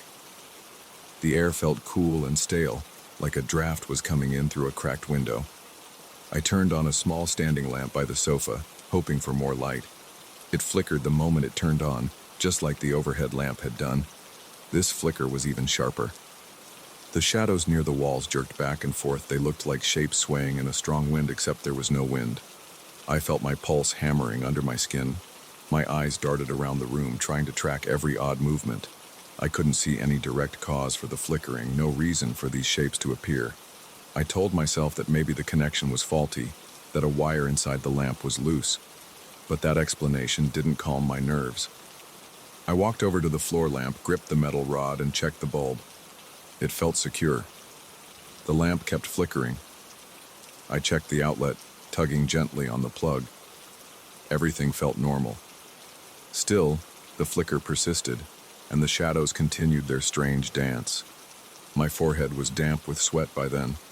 I wiped it on my sleeve and felt this constant tension in my shoulders. I kept glancing over my shoulder, expecting something to leap at me or make a noise. But there was only silence. I couldn't stand the silence any longer, so I tried to speak to myself out loud. I said something like, "It's just the light. There's nothing here." My voice sounded shaky. The flickering didn't stop. On the wall closest to the front door, I saw a shape stretch out toward the ceiling. It looked narrow and tall, like a person standing on their toes. But the shape was vague, not detailed. I stepped toward it, letting out a shaky exhale. When I moved, it seemed to move too, but not in sync with me. It jerked to the side while I took a step forward. That made my heart pound harder. I took another step, and it slid back, like it was retreating into the corner. I felt cold sweat drip down my back. I reached out a hand, but my fingers just touched the bare wall. When I looked at my own shadow, it was normal. But this other shape was gone. My mouth felt chalky. I looked down at the floor, trying to steady my breathing. My chest felt tight. I walked back to the table, picked up the old notebook again, and flipped to another page. There was a mention of a closet. The writer said they saw these shapes slip under the closet door. That gave me a chill, because I had a small supply closet near the back of the studio. I rarely went in there. I only kept a few tools and cleaning supplies inside, but I couldn't resist checking it now. I walked across the studio. The floorboards squeaked under my feet. The flickering light from the standing lamp created an uneven path of illumination. My footsteps felt heavier with every squeak. I reached the closet door and pulled it open.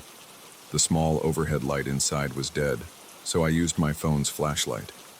The beam revealed shelves of paint cans, spare cables, a couple of brooms, and a stack of old newspapers. No movement, no strange shapes. It smelled like dust and mild mildew. I felt a tiny measure of relief, but the flickering from the other lamp made me nervous. I half expected something to come crawling out from behind the shelves. Nothing did. I stayed there for a moment, breathing in and out, counting my breaths in my head. Then I closed the closet door and turned back to the main area. The flicker had slowed down. It now pulsed in a slower rhythm, which somehow made it more unsettling. The shadows swayed less dramatically, but they still looked wrong. My mind raced with possibilities. I couldn't decide if I was losing it or if there was an actual phenomenon happening. The old tenant's notes were too detailed to be random. The shapes they described sounded a lot like what I was seeing. I walked back to the wooden cabinet, pulled out another notebook and opened it to a random page. It had a date from about 20 years ago. The text said something about nights when the electricity acted up. The writer believed that whenever the lights flickered, these shapes appeared. They mentioned hearing faint scraping sounds on the walls. I listened carefully, but I only heard my own breathing. I continued reading. They mentioned leaving the building for a few days, then coming back to the same flickering. They never figured out the cause. I put the notebook down and rubbed my eyes. They burned from strain and from the tension that wouldn't leave. I decided I needed a break from focusing on the walls and the flicker. I paced around the room, tried to calm my nerves, and checked the time on my phone. It was a little after 3 in the morning. I thought about heading home, but I also didn't want to leave my work half finished. I felt this pull to stay and see if the lights would stop on their own. After a few minutes, I got up the courage to go to the breaker box one more time. I reached the corner, opened the panel and flipped each switch off, then back on one by one. The entire studio went dark, then lit up again. When the lights came back, they stayed steady for about 10 seconds. I felt my shoulders relax. Then the standing lamp began to flicker again. It was slow at first, then sped up. My heart sank. The overhead lamp joined in, blinking in a sequence that didn't feel random. The walls came alive with dancing shadows. I stood in place watching them shift.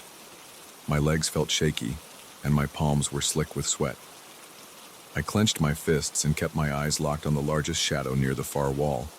It seemed to pulse and grow taller, then shrink back down. I exhaled in short bursts, trying not to panic. I decided I wasn't going to get any more work done that night. I started throwing my notes and sketches into a folder, stuffing everything into my bag.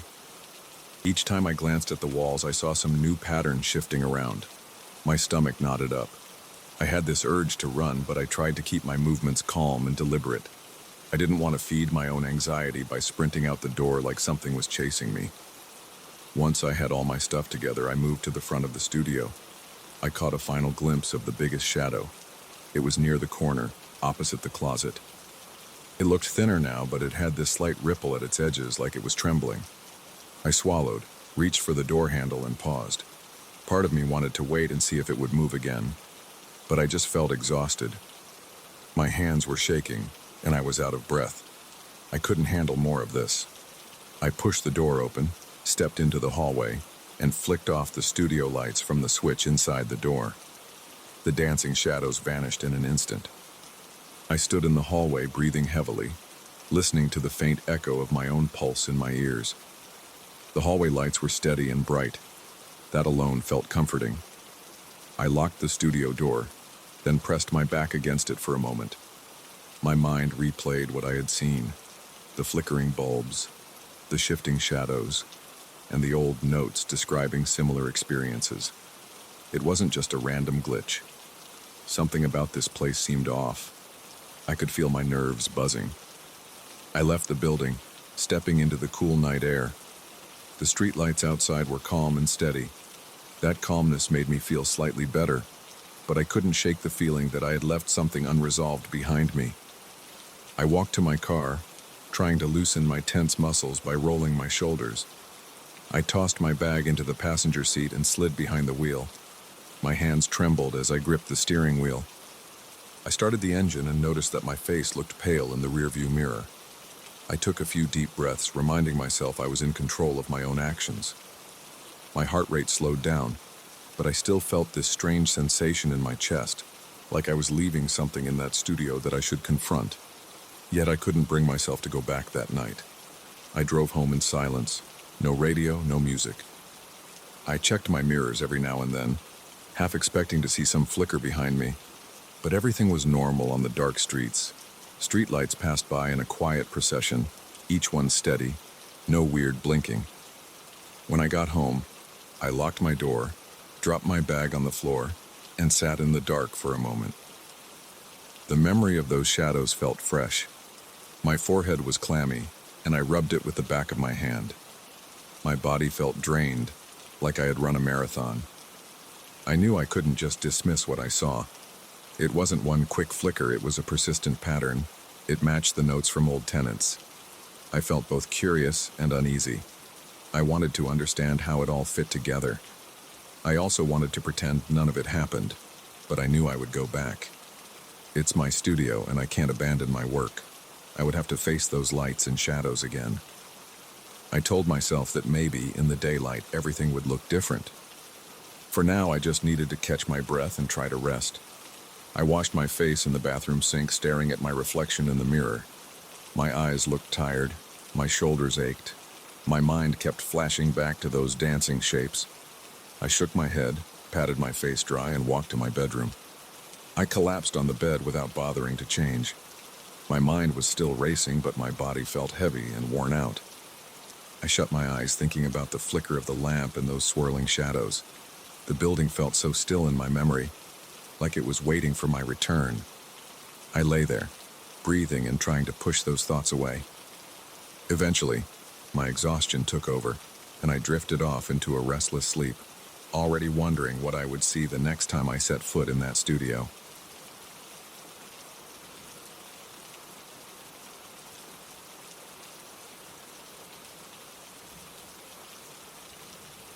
I'm not a superstitious guy, but I knew something was off the moment that old record player started spinning. I had dragged it in from a dusty storage unit and thought it would be a fun piece of decor. I never imagined it would unleash sounds that made my entire body tense up. It started with a single note that hung in the air longer than it should. The second note slid in, more like a whisper than a tone, and I felt the hair on my arms stand straight up. I remember looking around my living room, wondering if I was just freaking myself out. Then that strange melody flooded the space, and I realized I wasn't alone. I live in a small house on a quiet street. It's a one-story place with plain white walls, a modest living room, and a little kitchen off to the side. The record player sat on a wooden console I'd found at a garage sale. The walls were bare except for a few old posters. I keep things simple because I don't like clutter. That night I had a single lamp on, so everything looked dim. The needle touched the vinyl and I heard static first. Then the music began. It wasn't classical or jazz or anything familiar. It felt like it was coming from somewhere else. I couldn't recognize the tune and it made my stomach tighten. I stood there, arms at my sides, eyes locked on the spinning record. My mouth felt dry. The first thing that struck me was the texture of the sound. It seemed layered, but not in a modern sense. It was as if multiple instruments were playing at once, only I couldn't identify any of them. They didn't sound acoustic or electric. They sounded hollow and sharp at the same time. The notes rose and fell in uneven patterns with sudden pauses that seemed to last a second too long. Each pause felt like a little punch to my gut. Then I heard something else. It was like a faint hum in the corner of the room. I glanced around and saw nothing unusual. My living room had the same old furniture, a couch against the wall, a small coffee table, and the console with the record player. But the air felt heavier, like humidity before a storm. I wiped my palms on my jeans because they were getting clammy. When I turned back to the record player, I noticed the curtains on the window next to it shifting, even though the window was closed. It felt like a breeze, but I couldn't feel any air on my skin. My shoulders tightened. I took a few steps toward the console to see if maybe the music was causing vibrations. I reached out and touched the record player's edge. It vibrated under my fingertips in a slow, pulsing rhythm that matched the music. It wasn't just the normal movement you'd expect from a spinning record. It felt like a heartbeat. I pulled my hand away, uneasy. Then, from the corner of my eye, I saw a dark figure flash across the window. It moved so quickly I wasn't sure if it was outside or a reflection from inside. I jerked around to check. No one was there, just my front yard illuminated by the streetlight. I felt my breathing get shallow. My throat was tight. I told myself I was probably imagining things. I walked to the light switch and flicked it on. The overhead light cast a harsh glow over the living room, washing out the corners. The music kept playing, and it sounded slightly distorted now, like an old radio signal. I stayed there, just listening. Then I felt a gentle tap on my shoulder. I spun around fast, almost losing my balance. My heart pounded against my ribcage. No one was behind me. The room was empty. I tried to calm myself, taking a few slow breaths. But I felt this presence, as though someone was near me, watching. My eyes darted from the couch to the corner near the hallway, but I didn't see anyone. Still, I couldn't shake the sensation of invisible eyes on me. I approached the record player again. The vinyl was plain black without a label. The grooves looked uneven. They seemed deeper than normal, with more ridges than a regular record. The faint lamp beside the console flickered once. I felt a light sweat breaking out on my forehead. The melody grew louder, or at least it seemed to. It echoed in my living room in a way that didn't feel natural.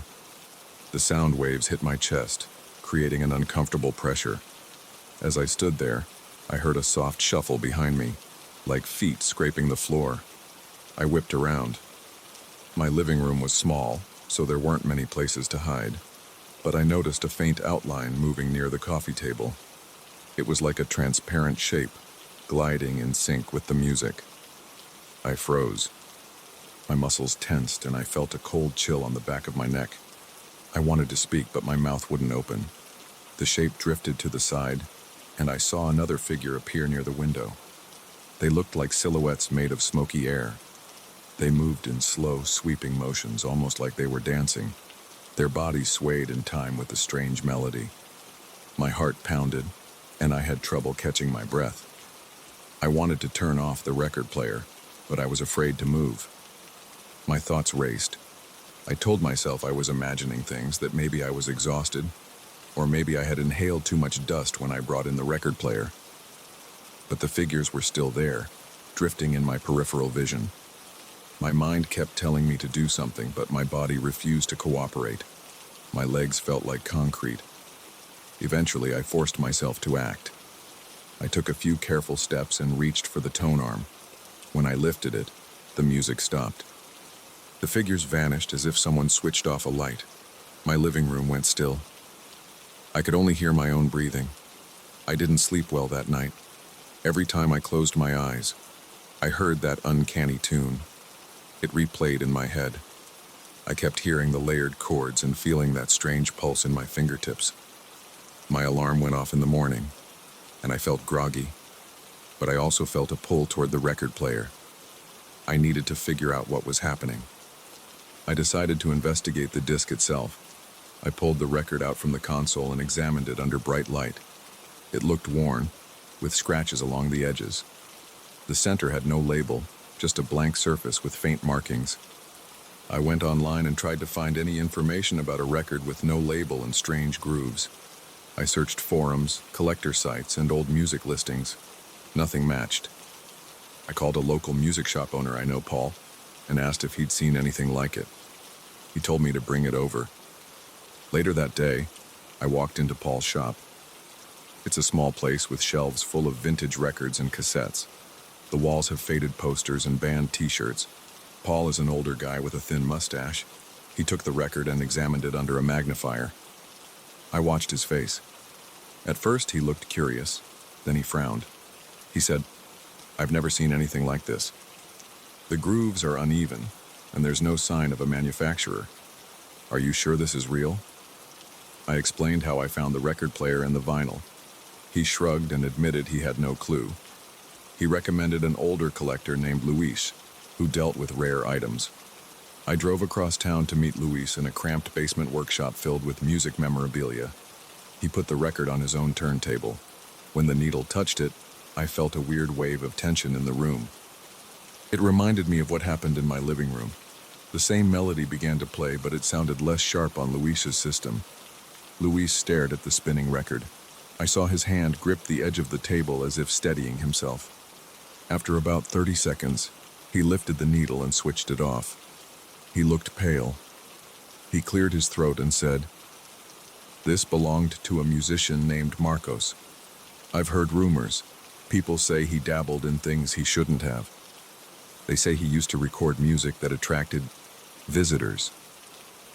I asked him to explain, but he refused to say much more. He told me he knew a former bandmate of that musician, someone who might still have documents or letters. He gave me a phone number. I called that number.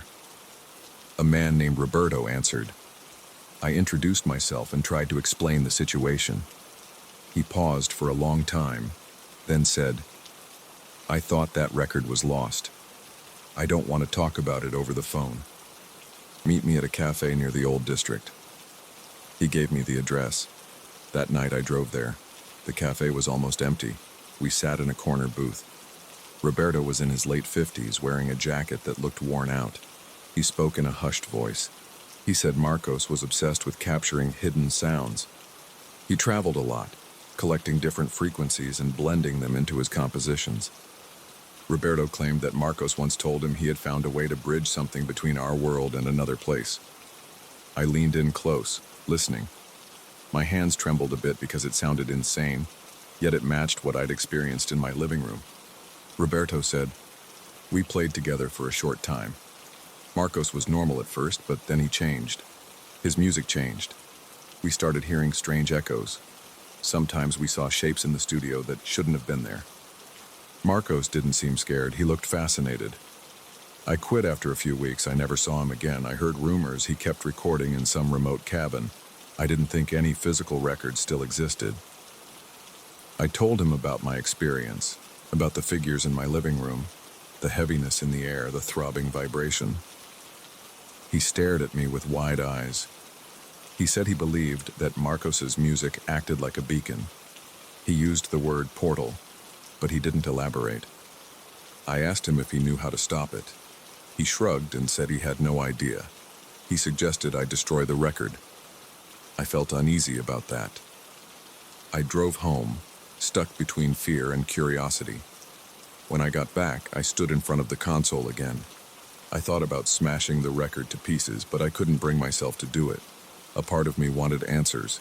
I needed to understand what was happening. I decided to place the record on the turntable again, just to see if I could gather more clues.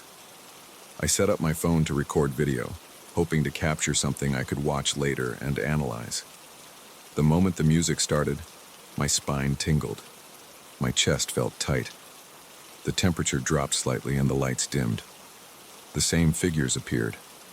This time I counted 3. They floated across my living room, their forms barely visible. My heart pounded, but I managed to stay calm enough to watch.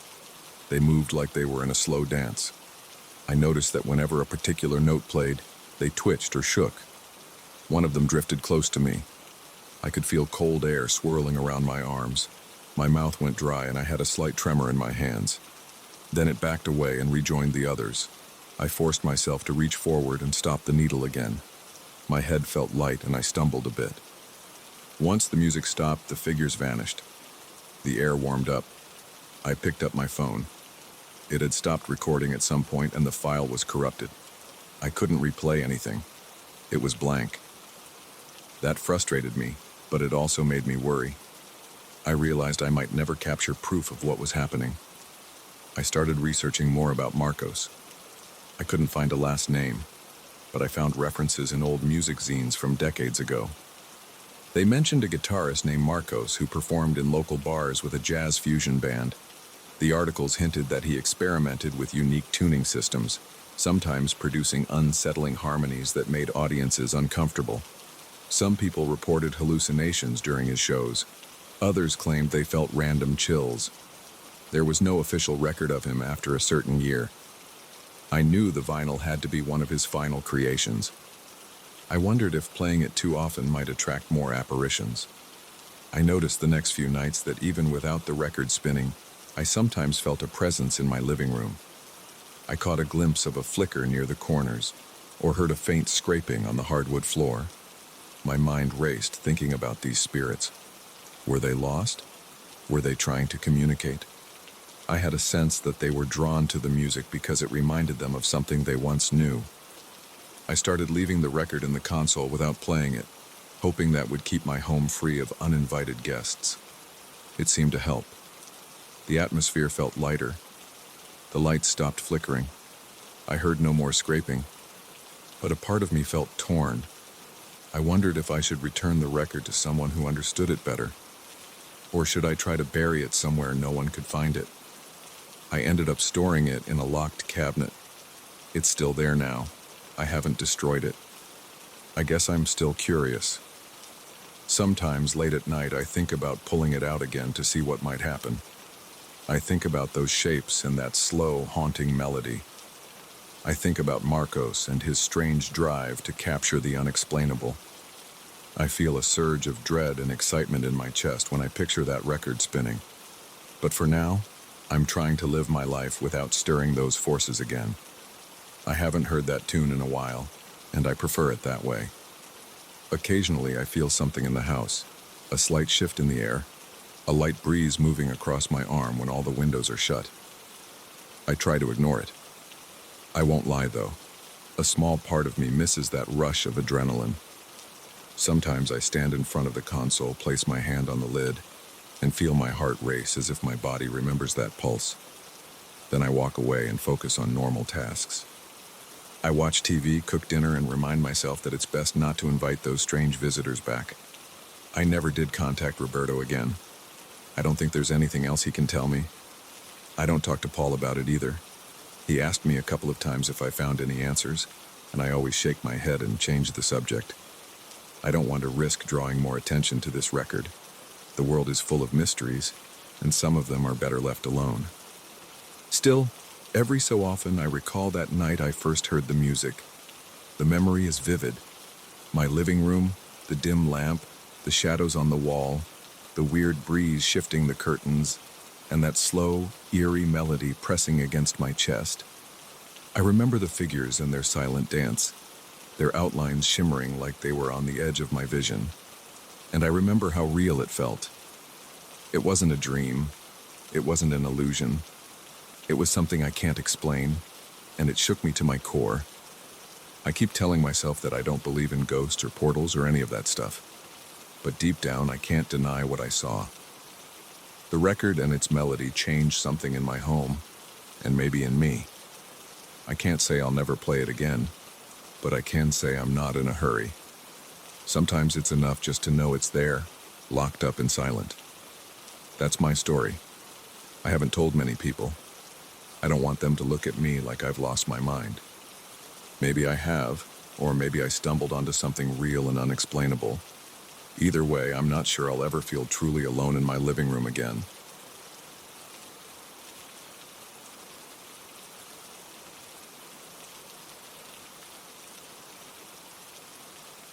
I arrived at this remote place late in the afternoon. The fog was thick, and I could barely see beyond the narrow road in front of me. My car's headlights cut through the haze, but I only saw gray air and a few bare trees. I came here to focus on my research and to avoid the usual noise of everyday life. I planned to stay in a small cabin that I found through a local advertisement. The ad mentioned limited amenities, and the owner warned me about strong mists that covered the area most of the year. I expected calm nights and a simple routine. I didn't expect anything strange. I was wrong. When I parked my car next to the cabin, I noticed the quiet first. I heard no birds, no insects, and no wind. The air felt damp against my face. My jacket clung to my arms, and my breath formed small clouds when I exhaled. The cabin looked old. The wooden boards on the porch felt loose under my feet. I smelled wet leaves on the ground. I opened the door, flicked on the lights, and saw a basic interior. There was a small table, one chair, and a single bed. A short hallway led to a bathroom. The windows were dusty and the floor creaked with every step. I set my suitcase near the bed and placed my notebooks on the table. Outside, the fog continued to drift around the trees. I turned off my car and locked it. My phone showed a weak signal. I tried calling a friend to let him know I had arrived safely, but the call dropped. I didn't bother trying again. I was tired, and my main goal was to get a good night's rest before I started my studies in the morning. I brushed my teeth, changed into clean clothes, and climbed into bed. That first night, I slept uneasily. I woke up a few times. Each time I opened my eyes, I noticed that the fog outside seemed to glow under the moonlight. It pressed against the windows, making it hard to see anything beyond the glass. At one point, I thought I saw a shape move near the edge of the porch, but I told myself it was just the mist swirling in the breeze. I forced myself to close my eyes again. When I got up the next day, I felt stiff. My shoulders ached, and I had a slight headache. I made some instant coffee on the small stove. The first sip tasted bitter, but it helped me feel more awake. After breakfast, I grabbed one of my notebooks and walked outside. The morning air was cold and the fog was still thick around the trees. I took a few steps down what looked like a path. The grass was wet, and I could feel mud sticking to my boots. As I explored the area near the cabin, I noticed strange patterns on the ground. There were shallow grooves, like someone had dragged something across the soil. I touched one of the grooves with my hand. The dirt felt damp and soft. I couldn't tell how old these marks were, but they seemed deliberate. They formed loops and circles, not random lines. I felt a slight chill when I realized I couldn't explain them. The day passed slowly. I spent most of it trying to read and write in my notebook. My focus was off. My thoughts kept drifting back to the strange markings. In the evening, I lit a small lantern because the cabin's overhead light cast a weak glow. The lantern felt more comforting. Around 8 o'clock, I heard a faint tapping on the side of the cabin. I froze. My pulse sped up. I tried to ignore it, thinking it was just a branch hitting the wall. Then I heard it again. Tap, tap, tap. I stood up and walked to the window. I tried to see outside, but the glass was fogged up and the night mist blocked my view. The tapping stopped. I waited for a few seconds. I heard nothing else. My chest felt tight, and I exhaled slowly. Then I turned off the lantern and walked back to bed. I kept my eyes on the window for a while, but the tapping didn't return. I slept, though it was another restless night. On the third day, I decided to take a longer walk. I wanted to see more of this region. I hoped that by exploring, I'd ease my mind and maybe find a different perspective for my studies. I put on a heavier jacket, grabbed some water, and stepped onto the porch. The air smelled like wet bark and moss. The visibility was only a few yards, but I followed a narrow trail that cut through the trees. After about 15 minutes, I spotted something unusual near a large rock formation. There were faint traces of carvings on the rock. The cuts looked old and worn down, but they formed shapes that reminded me of the marks I saw on the ground. I ran my fingers over the grooves in the stone. They felt rough and uneven. My stomach tightened. I had a strong feeling that I wasn't alone. I looked around. I saw no one. I continued walking. My boots made a squishing sound in the mud, and I could hear dripping water from branches overhead. Then I noticed a faint outline in the fog, about 20 feet ahead of me. It looked like a person standing still. I stopped. My heart pounded in my chest. I thought about calling out, but my throat felt dry. I waited. The shape didn't move. Then I took a few steps closer. The outline seemed to sway. I moved even closer. Suddenly it vanished. One moment it was there, and the next moment I saw nothing. My chest tightened again. I strained my eyes, but the fog was too dense. I turned around and hurried back to the cabin. My legs felt shaky. By the time I reached the porch, I was breathing hard. I stepped inside, locked the door, and sat down at the table. I tried to make sense of what I saw. I thought it might have been my mind playing tricks on me, but it felt too real. The image of that shape lingered in my thoughts. I stayed in the cabin for the rest of the day, writing down everything I had observed. That night, the tension got worse. Around midnight, I woke up to a strange glow in the woods. I peeked through the window and saw faint lights moving between the trees. They flickered on and off, almost like signals. I couldn't see any source, and I heard no sound. The lights disappeared after a few seconds, leaving me in complete darkness again. My heart was beating fast and my mouth felt dry. I got up, drank some water, and tried to calm down. When I went back to bed, I had the sense that something was watching me through the window. I couldn't see anything. The fog and darkness made it impossible. My skin felt cold and damp. Goosebumps spread across my arms, and I had the urge to pull the blanket over my head, but I forced myself to stay still. I listened. I heard my own heartbeat. I heard my breath. I didn't hear anything outside. It was silent. That silence felt heavy. On the fourth day, I decided to follow the markings and see if they led anywhere. I found more shallow grooves and more strange carvings on various rocks. Some were partially hidden by bushes or thick patches of grass. The patterns were consistent. They formed partial circles and lines that intersected. I noticed that certain rocks had small piles of stones around them, arranged in triangles or squares. I crouched down and touched them. They felt cold. I lifted one of the stones. The underside was scratched with the same looping pattern. I also found small pieces of bone or shell near these piles. I picked one up. It was smooth and beige with thin cracks across the surface. I couldn't tell if it was animal bone or something else. I felt uneasy holding it, so I dropped it and wiped my hands on my jacket. At that moment, I heard a faint rasping sound behind me. I spun around. My heart jumped. I saw the fog shifting between two trees, but I didn't see any figure. The rasping stopped. I headed back to the cabin, but I took a different path. While walking, I stumbled onto an odd clearing. The ground was worn, and the dirt was pushed aside in several places. I saw lines drawn in the mud, forming a ring shape. The center of the ring held a piece of wood, stuck upright. The top of the wood was carved into a jagged point, and there were scorch marks around its base. I crouched and ran my hand over the charred area. It smelled like burnt leaves. My stomach knotted. This didn't feel like a casual setup. It looked intentional. I stood there for a few minutes, trying to decide if I should leave. Part of me wanted to pack up and drive away as soon as possible, but I also felt drawn to understand what was going on. I told myself I would stay, at least until I figured out if these events posed any real danger. I walked back to the cabin, keeping my eyes on the trees around me. I felt like something was following me, but I never saw another shape or heard another sound. My nerves were on edge by the time I reached the porch. That evening, I tried to focus on my studies again.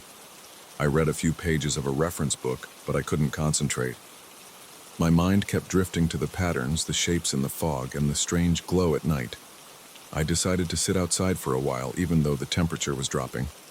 I lit a small flashlight and aimed it at the surrounding area. The beam cut through the mist, but I couldn't see far. While I was sitting there, I heard a distant hum. It wasn't loud, but it sounded rhythmic. It reminded me of a low chant, but I won't call it that because it didn't have clear words or melodies. It was just a soft vibration in the air. My pulse quickened, and I pointed my flashlight in every direction.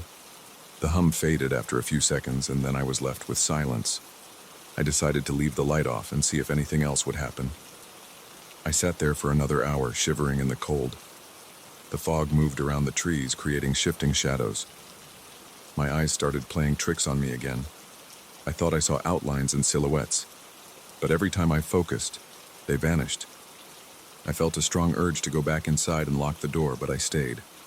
I wanted to see if that humming sound would return. Eventually, I got too cold and went back in. I locked the door and turned off all the lights. I stayed near the window, looking out. The moon provided a weak glow through the fog. After a while, I saw a faint flicker again among the trees. This time, it looked like a single light moving steadily in one direction. It disappeared behind a trunk and I never saw it again that night. My hands were shaking and I was breathing faster than normal. The next morning I woke up early. I felt drained from the lack of proper sleep. My reflection in the bathroom mirror showed dark circles under my eyes. I splashed cold water on my face and decided to take another walk. I followed the same path as before, checking the strange carvings on the rocks. I noticed that some patterns had fresh marks like someone had scraped the stone recently. My stomach churned. I wondered if the shapes I saw in the fog were responsible. Later, I found a small clearing with stone pillars arranged in a circle.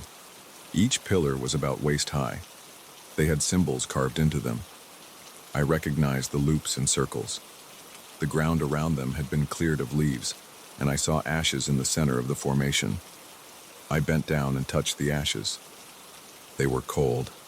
My hand came away with gray dust. I noticed my pulse was racing. A sour taste rose in my mouth. This looked like some kind of old ritual spot.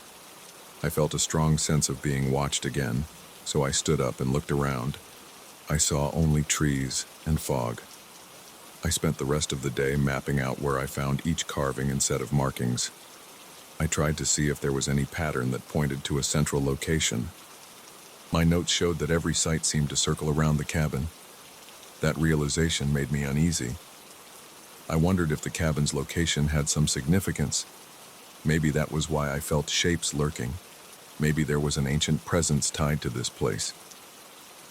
I kept thinking about how those lights flickered at night and how the fog seemed alive at times. The tension around me felt heavier as the sun began to set again. I got the sense that something would happen soon and I couldn't decide if I should leave or try to stay and watch. I stood on the porch, looking at the darkening sky. The fog rolled in, thicker than before. I noticed it seemed to carry a subtle glow, like it was reflecting some hidden source of light deep in the woods. I took a step down onto the ground. The mud squelched under my boots. I walked a short distance, maybe 10 yards from the cabin. My flashlight beam cut through the mist, but it only lit the space right in front of me. I heard a soft rustle nearby. I pointed the beam toward the sound, but I saw nothing. My ears felt hot. My pulse throbbed in my neck. I called out, "Is anyone there?" My voice sounded shaky and too loud in the silence. I got no answer. I turned around and went back to the porch. When I reached the steps, I felt a sudden tremor in the ground, like a minor vibration. My knees tensed and my breath caught in my throat. Then the sensation stopped. I looked around, but the fog blocked everything. I climbed the steps and went inside. My hands were trembling as I locked the door. I stood near the window again and turned off the flashlight, letting my eyes adjust to the darkness. After a while, I saw brief flashes of light somewhere in the distance. They flared up, then died down. I couldn't tell if they formed any pattern. They seemed like signals, but I couldn't interpret them. I don't know what waits in that fog. I've seen outlines, carvings, lights, and traces of rituals. I sense an ancient presence that tries to communicate through these symbols and changes in the atmosphere. My gut tells me it's something that has existed here for a long time, hidden behind the mist, shaping the environment with intention. I feel its awareness. I feel its quiet pull every time I step outside or look into the trees. I haven't left yet. I keep telling myself I want answers, but I also know I'm afraid. My body reacts with chills and shaky hands every time I see or hear something that defies reason. I plan to stay a bit longer to record more details. Maybe I'll discover the full extent of what is out there. Maybe I'll realize it's better to leave some things alone. For now, I wait and watch, ready to lock my doors at the first sign of anything creeping out of the fog again.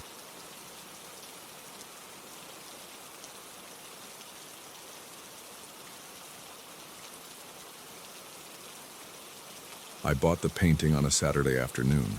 I was at a small gallery near my apartment. I walked in because I saw an unusual sign outside. The sign just said, "Exclusive Exhibition."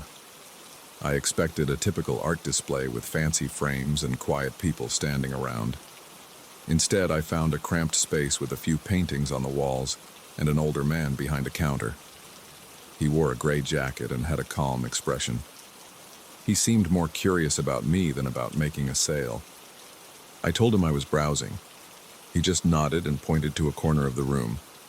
I walked over and saw a painting that looked different from the others. It wasn't bright or colorful. It showed a dark landscape with a single shape in the center. It might have been a figure, but I couldn't tell. It looked like a silhouette of someone standing on a hill. The sky behind it was a murky gray, and there were faint outlines of what appeared to be trees or tall posts. Something about it felt unsettling, but I liked it. It had a rough frame made of old wood. The label beneath it had no title. It only had the artist's name, Q. Saldana. I asked the man at the counter about it. He said the artist was known for unusual pieces, sometimes rumored to be cursed or haunted. That sounded like a gimmick to me, but I decided to buy it anyway. It was cheap compared to other works, and I felt a strange pull toward it. I brought it home and set it against my couch for a moment. My plan was to hang it in my office, which is a small room in my apartment where I keep a desk, a shelf with books, and a few photos on the wall. My apartment is on the second floor of an old building. The floors creak and the walls are thin, but I like the place. It feels private enough for me. By Monday, I mounted the painting on the wall above my desk. It looked out of place at first because my office doesn't have any decorative items except a cheap lamp and a calendar. I liked how it gave the room a focus. The figure in the painting seemed to stare right at me whenever I glanced at it, even though it didn't have any features. I worked on my computer during the day and forgot about it. That night, I turned off the lights before heading to the living room. I paused in the doorway and glanced back.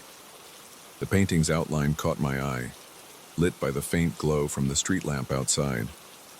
I saw a shadow on the wall behind it, which seemed thicker than a normal shadow. It stretched along the plaster, but I didn't think much of it. I assumed it was just the angle of the light. Over the next few days, I settled into my usual routine. I wake up around 7, I make coffee, check my emails, then sit at my desk for remote work. I'm a technical writer, so I spend hours typing. Sometimes I take breaks, stand up, and stretch. The painting stayed in my peripheral vision. At times, I looked at it because I felt like there was movement in it, but I always brushed that off as my tired eyes or the glare of the lamp. Then, on Wednesday afternoon, I noticed something odd. The shadow behind the frame seemed to have shifted. The painting was in the same place, but its shadow looked longer, like it had moved an inch to the right. I ran my hand along the painting's edge. It wasn't loose. I checked the window to see if the sunlight had changed angle. It was a cloudy day, so there wasn't much direct light. I shrugged and went back to work. That evening, around dinner time, I heard a subtle rustle in the office. It was like a slight brush of fabric or paper. I walked in, thinking maybe a draft had moved some documents on my desk, but nothing was out of place. The only thing that caught my eye was the shadow of the painting. It looked thicker, like it had deeper edges around the bottom. I stared at it for a full minute. It looked solid in a way that didn't match the room's light. I approached it. I even touched the wall behind the painting, feeling for any bulge or lump. It was just a flat wall. The frame was still secure. My chest felt tight, and my neck stiffened. I left the office, turned on the hallway light, and tried to shrug it off as my imagination. On Thursday, I sat down to work early. I felt uneasy in my chair. I tried to focus on my tasks. I wrote about software updates and user guides, but I kept glancing at the painting. I realized the figure in the center looked different than I remembered. The shape of the silhouette seemed less rigid. It looked like it was leaning to one side. I rubbed my eyes. I considered the possibility that I was tired, or maybe the dim lighting in the room was messing with my perspective. Around noon, I stood up to grab a sandwich from the kitchen. I passed the painting and paused. I could swear I saw a faint movement in the shadow behind the frame. It was like a shift, a small twitch. My heart thumped. I closed the door and ate in the living room, the door shut behind me. That afternoon, I decided to document what I saw. I took my phone and filmed the painting for a few seconds. I wanted to see if the shadow would move on camera. I held the phone steady, but the shadow stayed still. The figure in the painting also looked the same as before. I felt a hint of relief. Maybe I was overreacting. I played back the video and saw nothing unusual. By Friday, I started to feel a dread when I woke up. My bed is near the office door, so I can see the painting's outline from my bedroom if the office light is on. I felt my hands sweat when I reached for the office doorknob. I swallowed hard, opened the door, and forced myself inside. Everything was quiet, just the faint hum of my computer. The painting was still there, the same silhouette in the center. I stood close to it. The brush strokes were rough, and the frame looked handmade. The signature in the corner read Q Saldana. I lifted the painting slightly to check if there was anything behind it. There was just blank wall and a nail. I put it back. As I moved away, I saw the shadow on the wall shift again, like it was following my movement. My pulse raced. I tried to ignore it and went to my desk. That day, I had a work deadline, so I focused on my screen. I typed for hours, barely getting up. At some point, I lost track of time. My eyes felt dry. I heard a faint tapping sound like a single knock on wood. I froze. I glanced around. It came from behind me. I turned slowly and looked at the painting. Nothing moved. The silhouette was still. The shadow was behind it. I stood up and walked over. I put my ear near the frame. The tapping stopped. My breathing was shallow, and I felt the hair on my arms stand up. I tapped the frame with my finger. It felt solid. I checked behind it again. Everything was normal. I decided I needed a break, so I left the apartment for a walk. Outside, I felt relief. The fresh air calmed me. I walked around the block, grabbed a coffee, and tried to rationalize everything. Maybe it was all in my head. Maybe I was stressed about work. After an hour, I headed back home. I stood at my apartment door, hesitant to go inside. I felt silly for acting scared of a painting. I unlocked the door and stepped in. The apartment was silent. I went straight to the office. The painting was there, as usual.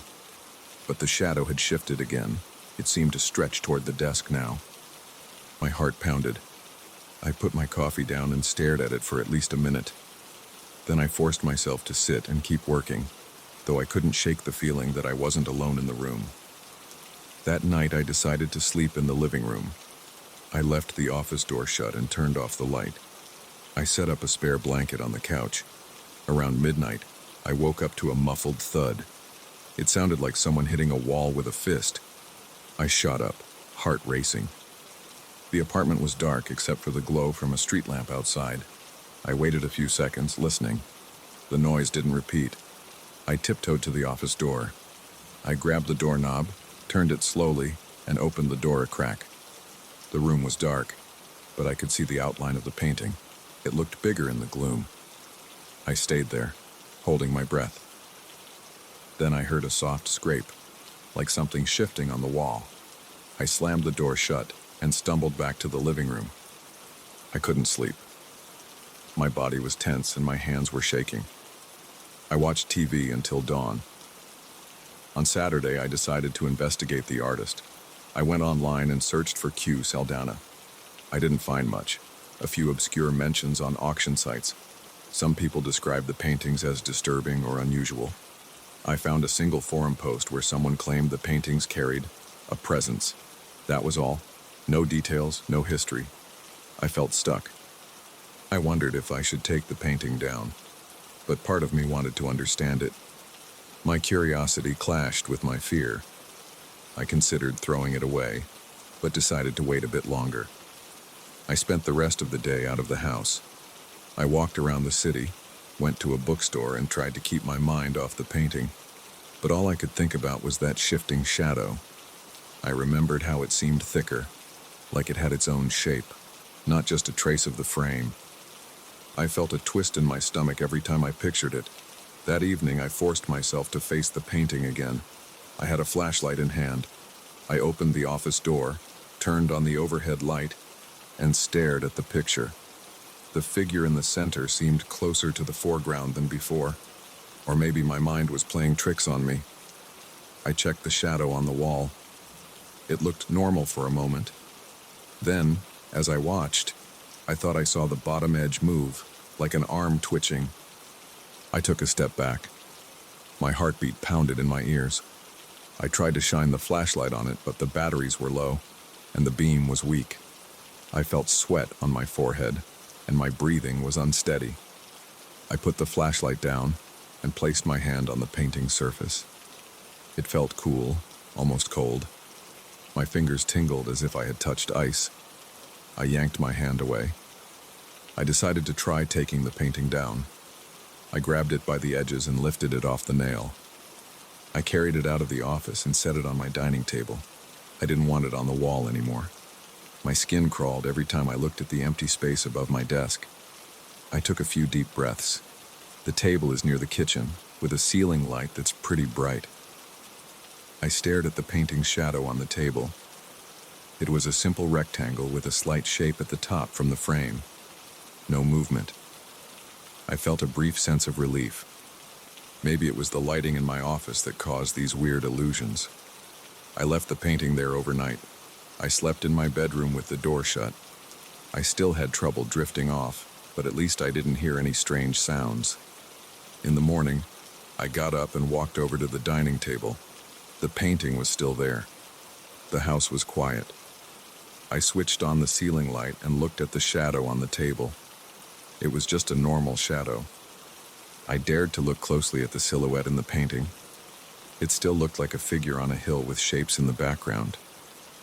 My tension eased a bit. I thought maybe removing it from the office was enough. Later that day, I went to pick up some groceries. When I returned, I set the bags in the kitchen and glanced at the dining table. I froze. The painting had turned slightly, as if someone had rotated it a few inches. I was certain I had left it facing the same direction. Now it was angled toward the edge of the table. My stomach churned and my throat felt dry. I approached it cautiously. My eyes kept flicking to the shadow.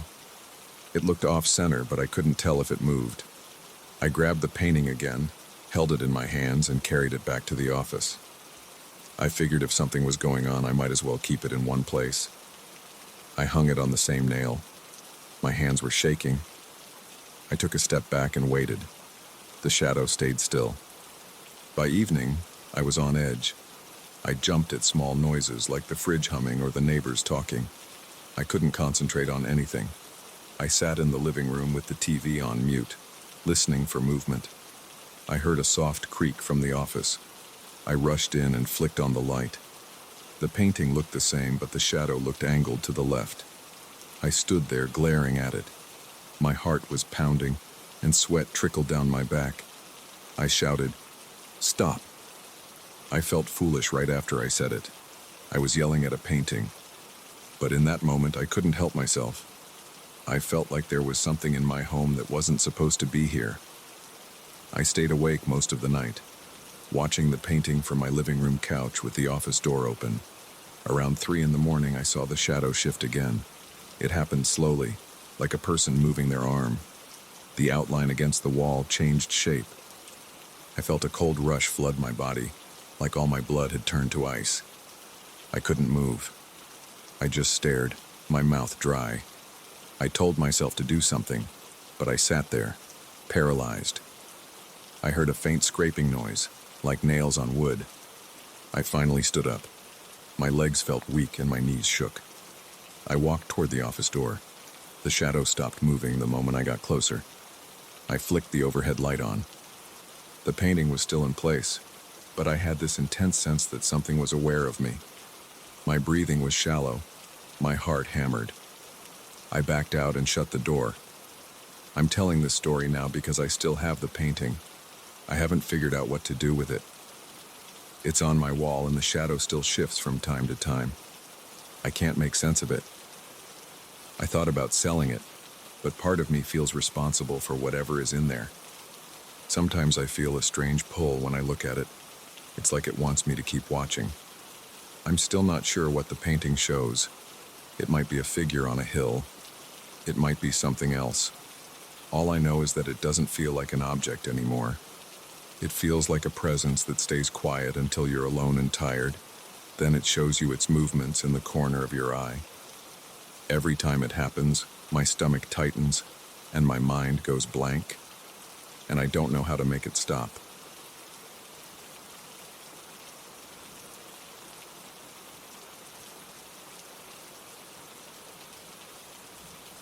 I walked into the mansion on the first afternoon with a tense feeling in my chest.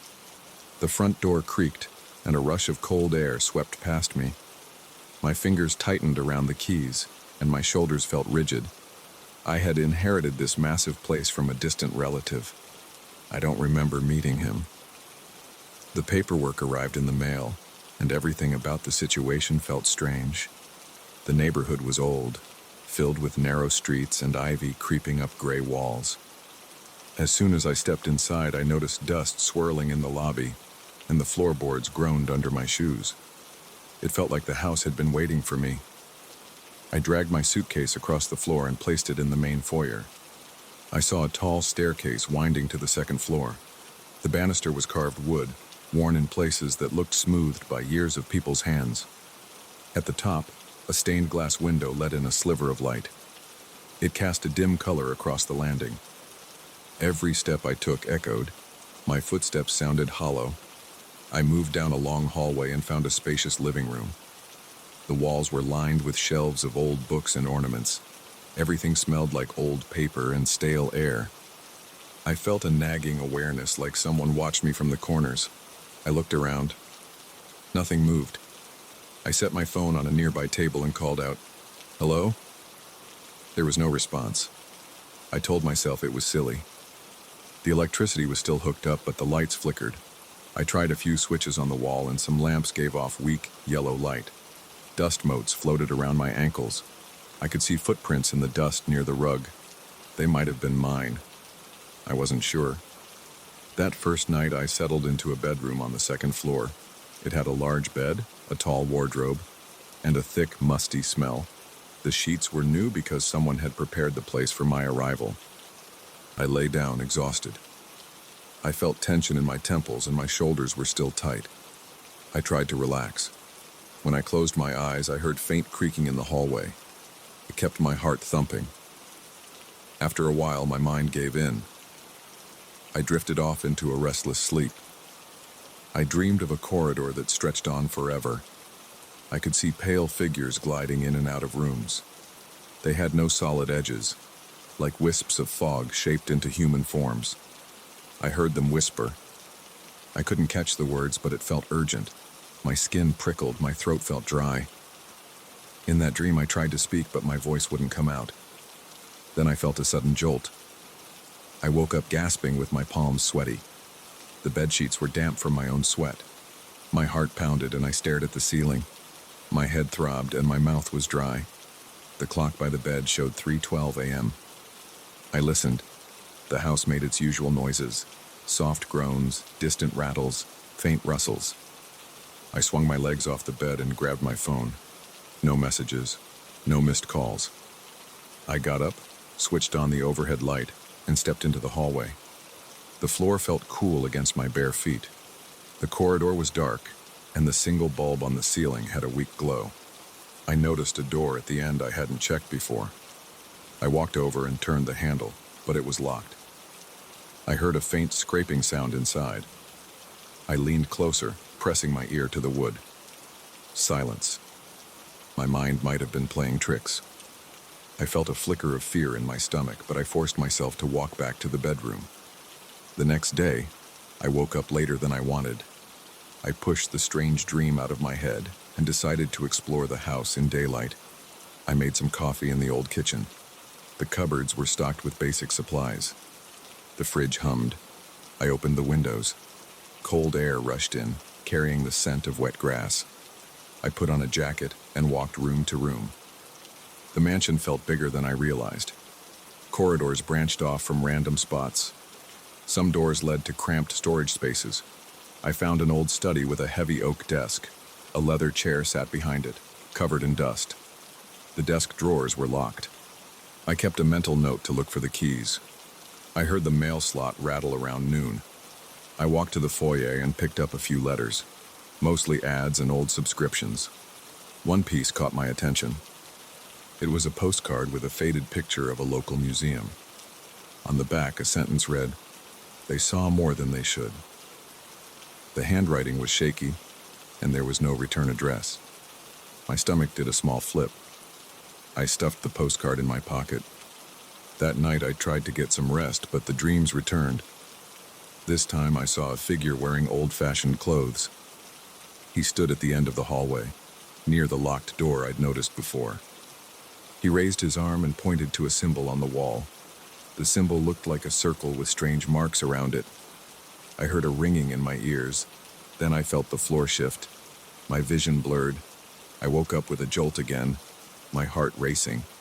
I sat up, turned on the lamp, and grabbed a notepad from my nightstand. I sketched the symbol as best I could. My hand shook, and I had to erase several times. Eventually, I had a rough outline. The next morning, I went to the local library, 2 blocks away. I carried the postcard and my drawing in a small folder. The library had old newspapers on file. I spent a couple of hours searching through stories about the mansion. Most articles were about property sales and neighborhood changes, but then I stumbled on a piece from decades ago. It mentioned a rumor that previous residents held gatherings in the house. The gatherings involved unusual practices, though the article didn't go into detail. I checked the date, more than 50 years ago. I looked around for more references, but most pages were either missing or incomplete. When I got back to the mansion, I found a small key placed on the kitchen counter. It wasn't there before. I checked around to see if there was any sign of forced entry, but the doors and windows were locked. My heartbeat sped up. I swallowed hard and picked up the key. It felt cold. I walked upstairs and tried it on the locked door at the end of the hallway. The key fit. My hands were trembling. I turned it slowly. The lock clicked. I pushed the door open. Inside, I saw a cramped room with no windows. The walls were lined with shelves full of small figurines, old books, and carved boxes. The place smelled damp, like earth and mold. I saw faint footprints in the dust. I felt the hair on my arms stand up. I approached one shelf and picked up a leather-bound book. On the cover, I recognized the symbol I'd seen in my dream. The pages were yellowed, and the text was written in an old style of English. A few diagrams showed circles, lines, and shapes I didn't understand. Some pages had notes scrawled in the margins referencing contact with watchers and the gates beyond. My hands shook and my mouth felt dry. I spent the evening in that hidden room, sorting through the items. Most of them seemed tied to occult practices. I found a set of small black stones etched with letters I didn't recognize. I found stacks of letters from people describing visions, apparitions, and instructions for rituals. My chest felt tight while I read. I didn't know if these were pranks or genuine attempts to contact something. My head pounded with each new discovery. Outside the window in the hallway, evening light faded. I realized I'd been there for hours. After midnight, I drifted off in the living room. I woke up on the couch with a stiff neck. My dream that night was more intense. I saw a woman in a dark cloak. She was in the hidden room, flipping through the pages of the leather-bound book. She touched the black stones and whispered words. Her voice was low and urgent, like she was performing a ritual. Then she turned toward me. Her eyes looked glazed, as if she didn't fully see me. I felt a pressure in my chest and I couldn't breathe. I jolted awake. My chest was tight and my breathing was shallow. I stood up, marched to the hidden room, and switched on a flashlight. Everything was as I left it, but I noticed a small chest in the corner was half open. I hadn't opened it before. I knelt down, lifted the lid, and saw a stack of letters tied with string. The dates were old. Most envelopes had that same shaky handwriting as the postcard. The letters described attempts to communicate with entities. They mentioned strange shapes in the corridors, shadows that lingered even in daylight. The letters also spoke of rewriting events, as though each communication changed something in the house's history. My heart pounded and my throat felt dry. I realized my dreams weren't random. They were connected to these notes and rituals. For the next few days, I tried to keep a clear head. I jotted down every dream in a notebook, listing the details: hallway, figure pointing, cryptic symbols, murmuring voices.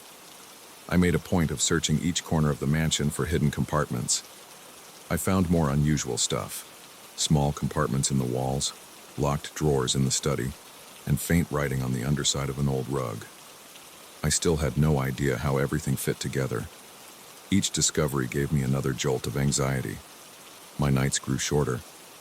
I barely slept without seeing those drifting shapes or hearing those hushed voices. I decided to contact someone who knew more about old symbols and rituals.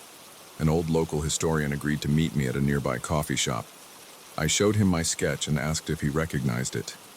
He said it looked like a protective circle from a minor mystical tradition, but he wasn't sure which. When I mentioned the house, he nodded. He said rumors persisted for years about people practicing secret ceremonies there. They used to say the walls had echoes of old rituals. He didn't elaborate. He seemed nervous. After a few minutes, he excused himself and left. That evening, the tension in the mansion felt heavier. I drank a lot of coffee, trying to stay awake. Every time I closed my eyes, I felt a wave of nervousness in my stomach. I switched on every light in the main foyer and the living room. Around 10, I heard scratching upstairs. The sound was faint. It came from the direction of the hidden room. My arms felt goosebumps. I forced myself to go up the stairs. Each step creaked under my weight. My breath felt shaky, and my pulse was fast. The hallway light flickered again. At the end of the corridor, the door to the hidden room was ajar. I approached. I saw no one inside. I stepped into the room and flashed my phone's light around. Shadows danced across the shelves. My mouth felt dry. Then I noticed a book laying open on the floor. It had flopped open to a diagram of the circle with the odd marks. Next to it, a note read, "They listen at night. They rewrite what they touch." The pen ink looked fresh. The note smelled like old paper, but the edges weren't as yellowed as the other items. My knees felt unsteady. I picked up the note. My hands shook. Suddenly, I felt a cold breeze brush against the back of my neck. I spun around. Nothing was there. I spent the rest of the night in the living room with the lights on. I stared at the front door, half expecting it to burst open. I tried to distract myself by checking the time on my phone. The hours crept by. Sometimes, the power flickered. At around 3 in the morning, I heard a soft whisper near my ear like someone said my name, but I couldn't make out the exact word. I jumped up, flipped on a table lamp, and scanned the room. Nothing. My heart hammered in my chest so hard it hurt. The days and nights started to blur. I remember feeling a constant weight on my shoulders, like the house was pressing down on me. Each morning, I found some new detail. A door I knew I had closed was open, or a faint outline of footprints in the dust in areas I hadn't walked. I checked the locks, but they were secure. I looked out the windows and only saw quiet streets. The neighbors didn't show much interest in me or the property. They seemed to keep their distance. I decided to dig deeper into the old letters and diaries. They mentioned repeated attempts to call out to those who linger, referencing fabric of time and threads of memory. The handwriting changed in different entries, suggesting multiple people contributed. I read about nights filled with chanting. I read about the watchers that moved through the halls. The notes warned that these watchers could shift events, forcing people to relive certain moments in altered ways. The pages also described how each attempt at communication made the watchers stronger, letting them roam more freely. I began to worry that my dreams were feeding the house. Each morning I noticed new creaks and groans in the structure. I felt like the walls had grown closer. Sometimes I saw shapes in my peripheral vision. They vanished the second I turned my head. My appetite disappeared. I tried to eat, but everything tasted bland. My head ached. I dreaded falling asleep. One night, I decided to try something different. I went into the hidden room with the leather-bound book. I lit a small lamp and flipped to a page that talked about counteracting these connections. The instructions mentioned a list of physical symbols to remove from the property. They included certain figurines, certain stones, and certain writings. I recognized the black stones and the carved boxes.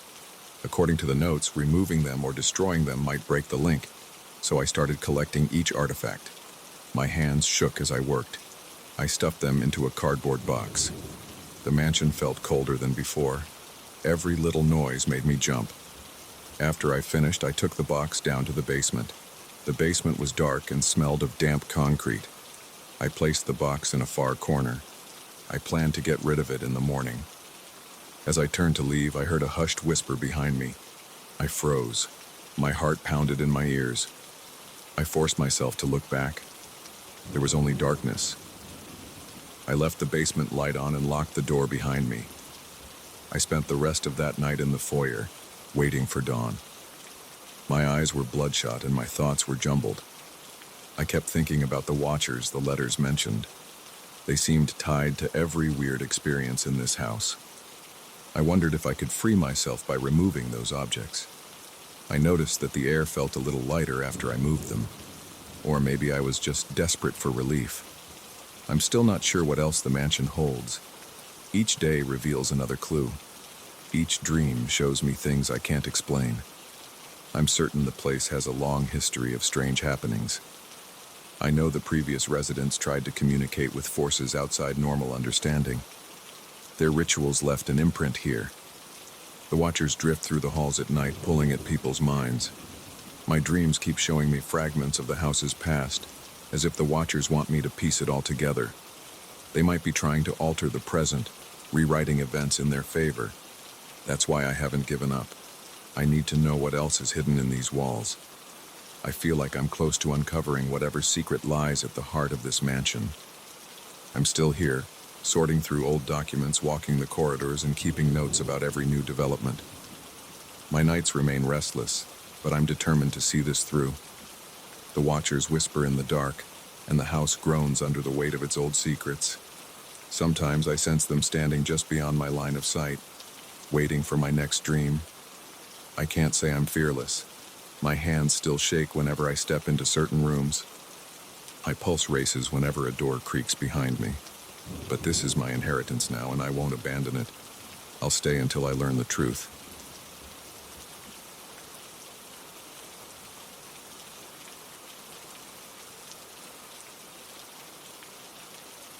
I walked into the old library on my first day and stopped cold.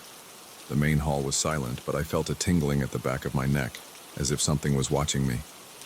The librarian who handed me the keys barely said a word before leaving. His eyes seemed uneasy when he looked at the shelves, like he wanted to go anywhere else. I stood there and listened. I heard only the air conditioning unit humming in the corner, but something about the silence felt off. I gripped the keys, felt the cold metal press into my palm, and realized I was standing in a place that might hold secrets I wasn't prepared to face. I'm not sure when I first noticed the strange lights. Maybe it was late afternoon that same day. I was organizing shelves, carefully placing old tomes in alphabetical order, when I saw a faint glow around a worn leather book on the highest shelf. It was a dark brown volume with a cracked spine. The lettering on the cover had faded into near invisibility. I reached up to grab it, my arm trembling a bit because the ladder felt unsteady. When I touched the book, my fingers tingled. It wasn't painful, but it felt like a mild static shock. I pulled the book down, checked its label, and saw no clear title. Inside, the pages were brittle and yellow, with handwriting that looked cramped and uneven. I saw scribbled lines in a language I couldn't identify. It wasn't Latin, though it had some characters that reminded me of it. My heartbeat sped up. The room felt colder. I shut the book and rested it on my lap, taking a slow breath. Then I felt a low vibration under my fingers, like the book was gently vibrating. It might have been my imagination, so I pressed my hand flat on the leather cover. The vibration stopped. I exhaled. At that moment, I didn't hear anything unusual, but I kept feeling like there was movement in the shelves around me. When I looked, I saw nothing. Just rows of books behind dusty glass doors. At closing time, I locked the doors and went to the small office at the back of the building. The desk was covered in old index cards and a few leather-bound catalogs. I tried to find the listing for that mysterious book, but it wasn't in any official record. I shuffled through pages, then tried searching on the computer system, but nothing came up. My eyes grew tired, and my stomach was growling, so I left for the night. As I walked out, I glanced at the dark corridors leading to the archives. I flicked off the light switch and felt that same tingling in my spine. I turned around quickly and saw the faint outline of the shelves in darkness. Something about it made me uneasy, but I told myself I was just spooked from being alone so late. On the second day, I arrived early. The musty smell in the air felt thicker than before. I turned on the lights and moved through the aisles. The overhead fixtures flickered a bit, and one of them buzzed. I noticed more volumes with the same odd glow around them. It was slight, but it caught my eye whenever I approached.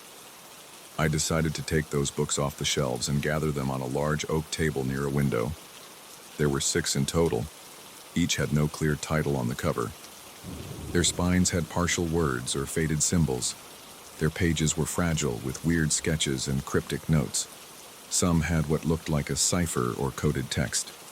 I set them all out, then stood there, feeling the weight of the situation. These books looked like they weren't meant for casual reading. I leafed through them one by one. My hands felt clammy. I kept wiping my palms on my pants. In some pages, I noticed shapes that looked like diagrams of doorways. Other pages had charts of what might have been constellations, but not the ones we typically see in astronomy books. My temples pulsed. I felt a light pounding in my head. Then I heard a soft rustling sound, almost like pages flipping on their own. I froze. I looked around. None of the books on the table were moving. The sound seemed to come from a shelf near the far wall.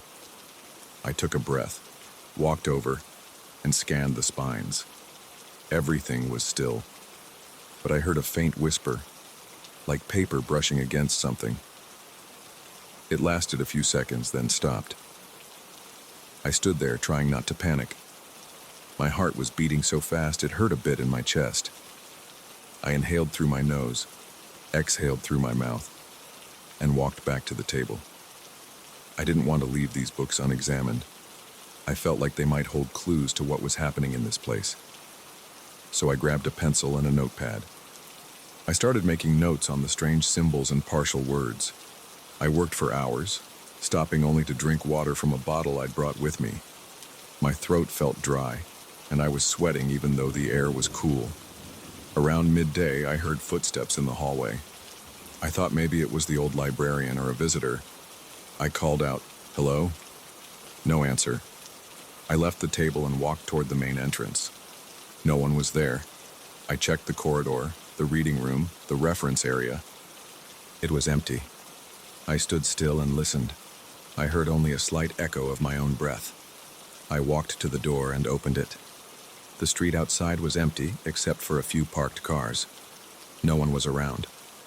I locked the door again and returned to the reading area. The lights were flickering. I felt a spike of anxiety. I reminded myself I had to stay calm and keep working. Later, I found an old ledger in a metal filing cabinet by accident. It was wrapped in a piece of cloth. Inside, I saw entries dated over 100 years ago. I skimmed through them. They listed names of individuals who held meetings in the library after hours. Many were described as scholars or researchers. Some were from different cities. The ledger also mentioned gatherings in hidden rooms. I saw references to opening gates and crossing thresholds. There was no mention of actual violence or anything like that, just repeated comments about searching for knowledge from beyond. My pulse quickened. I felt sweat on my forehead, so I wiped it away with my sleeve. I decided I needed to see if these hidden rooms were still around. I walked through the main corridor and checked the library blueprint that was framed on a side wall. It showed the building's layout from years ago with expansions that were added later. I noticed a large space beneath the main floor that wasn't labeled. It sat behind a staircase leading down to the basement. I had the key ring, but I had only tried a few of the keys so far. I went to the basement using a flashlight because the overhead bulbs were dim. The steps creaked. The smell of old paper and damp concrete made me cough. At the bottom, I saw a locked door. The sign was faded. I tried 3 different keys until I found the one that turned in the rusted lock. I pushed the door open and stepped inside. My flashlight beam cut across a dusty room filled with shelves. There were crates and boxes stacked in a corner. I felt goosebumps on my arms. I shined the light around, revealing a few chairs and a large table in the center. On the table, I saw a row of thick volumes. I approached them slowly. My boots made a scraping sound on the floor. Each book had a handwritten label on the cover naming different topics: astral observations, symbols of passage, hidden tongues. My stomach tightened. I reached out and touched the first volume. My fingertips tingled again. I flipped through the pages and saw more of those strange diagrams. Some included instructions or steps, but the text was in that same unknown script. I swallowed hard, feeling my throat go dry. While I stood there, my flashlight started to flicker. I smacked it with my palm. The beam steadied, but I noticed the faint hum that I had heard upstairs. It sounded like many pages turning at once, but there was no wind, and I didn't see any books moving. My hands trembled. I took a step back, my heartbeat pounding in my ears. I felt dizzy. I moved toward the crates, wanting to see if there was anything inside. I pried one open. Inside, I found rolled scrolls tied with twine. The paper looked ancient. I lifted one scroll. The material felt weird, almost waxy. When I tried to unroll it, the edges stuck. I peeled it open carefully. It revealed a diagram of a circular shape with markings along the perimeter. It looked like something used for a ritual, but I couldn't be sure. I decided to take photos with my phone to document everything. My hands were shaking, and I had trouble holding the phone steady. Each flash felt too bright in that dark basement. I felt like I was intruding on something that didn't want me there. I kept turning my head at every small noise, expecting to see someone behind me. After a few minutes, I heard a thud near the door. I spun around, pointing the flashlight. Nothing. My heart was hammering so hard that I felt a dull pain in my chest. I breathed slowly to calm down. The door was still open. Nobody was there. I returned to the table and gathered my courage to pick up another book. I placed it on top of the first one and opened it. The text was a mix of English and the strange script. There was a passage describing a group of people who met to share knowledge of the other plane. I read lines describing how they believed certain books acted like keys. They talked about activation, but didn't explain the process clearly. They mentioned a special date when conditions would align. My flashlight flickered again, so I tapped it a second time. Then I heard a whisper that seemed to come from right beside me, as if someone was leaning in to speak in my ear. I jumped, dropping the book. It hit the floor with a dull thump, and dust rose in the air. I couldn't make out the actual words of that whisper. It just sounded like a hiss.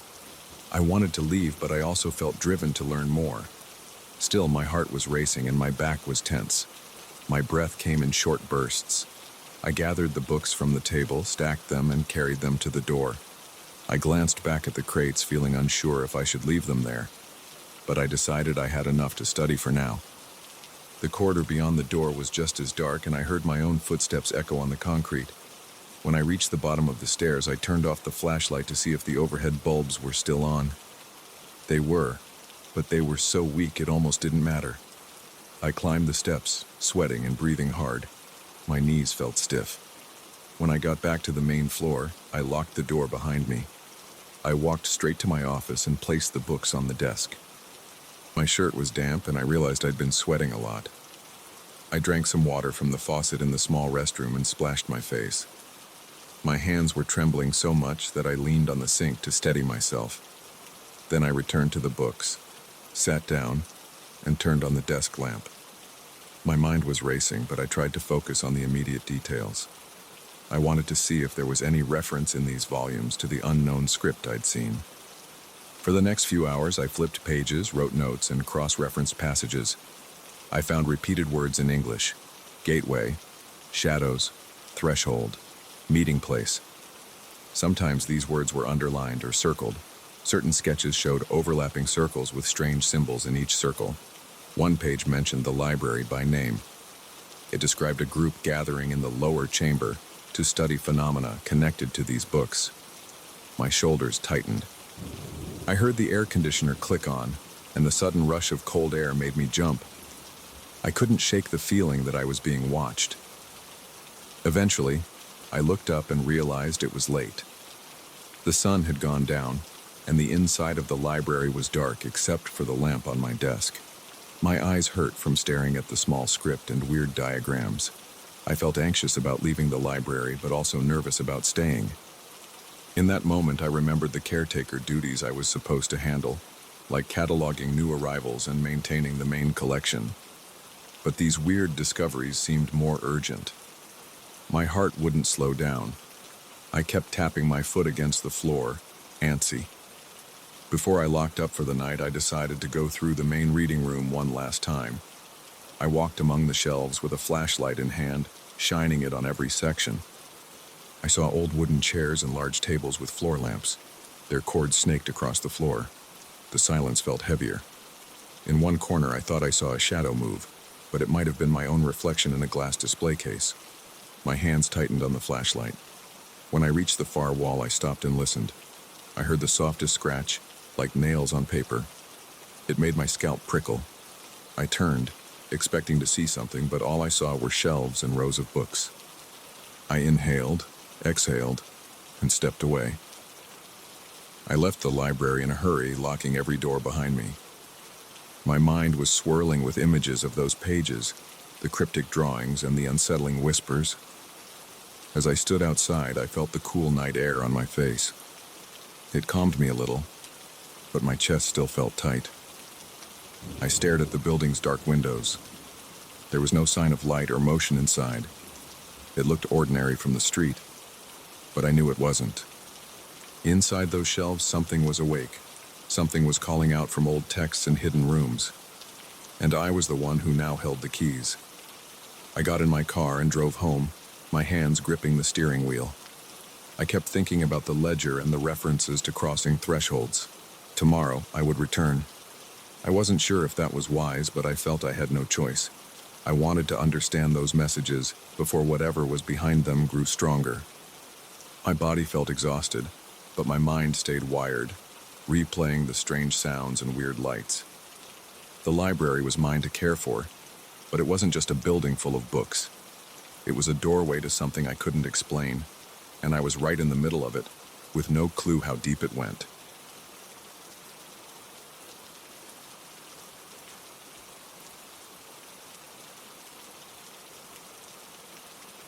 I still remember the first moment I realized I wasn't alone in that library. I heard a soft thump near the back shelves, like a heavy book falling onto a table, but I knew I hadn't touched anything over there. I stood up, left my notebook on the desk, and walked down the dim aisle, my heartbeat pounding in my ears. The overhead lights buzzed. The air felt stale. I was sure I had locked the main door, and no one else was supposed to be inside. But something made that noise, and I felt a sharp wave of unease rise in my chest. My name is Malcolm Reyes. I've spent the past few months cataloging old manuscripts in a remote library, known for its massive archive of local history and odd folklore. I work alone most nights, sifting through stacks of documents that detail events people rarely mention in public. I've seen references to apparitions, haunted houses, curses, and bizarre sightings. At first, I thought it was just local superstition. People around here love to talk about unexplained lights in the sky, or voices in abandoned buildings. But as the weeks went by, I started noticing small, unexplained occurrences in the library itself. I usually arrive around sunset. The daytime staff leaves at 6, and I prefer the silence of the after hours. The building is old, with tall ceilings, ornate wooden railings, and winding corridors that lead to restricted sections. The head librarian gave me a key to some of these rooms because of my research, but there are areas even he warned me not to enter without him. He told me that some parts of the library weren't fully restored, and the floors might be unsafe. He also mentioned rumors about strange noises and silhouettes at night. but he laughed them off as old wives' tales. I felt a slight chill when he told me that, but I assumed it was just local color. That first thump I heard was the spark that made me look deeper. When I got to the spot where I thought the noise came from, I didn't see anything out of place. Books were lined up in neat rows, dust clung to the shelves, and there was no sign of a fallen object. I scanned the floor with my flashlight. No books, no loose bindings, nothing that could explain what I'd heard. I stood there for a minute, listening to my own breathing. Then I shrugged it off and went back to my desk.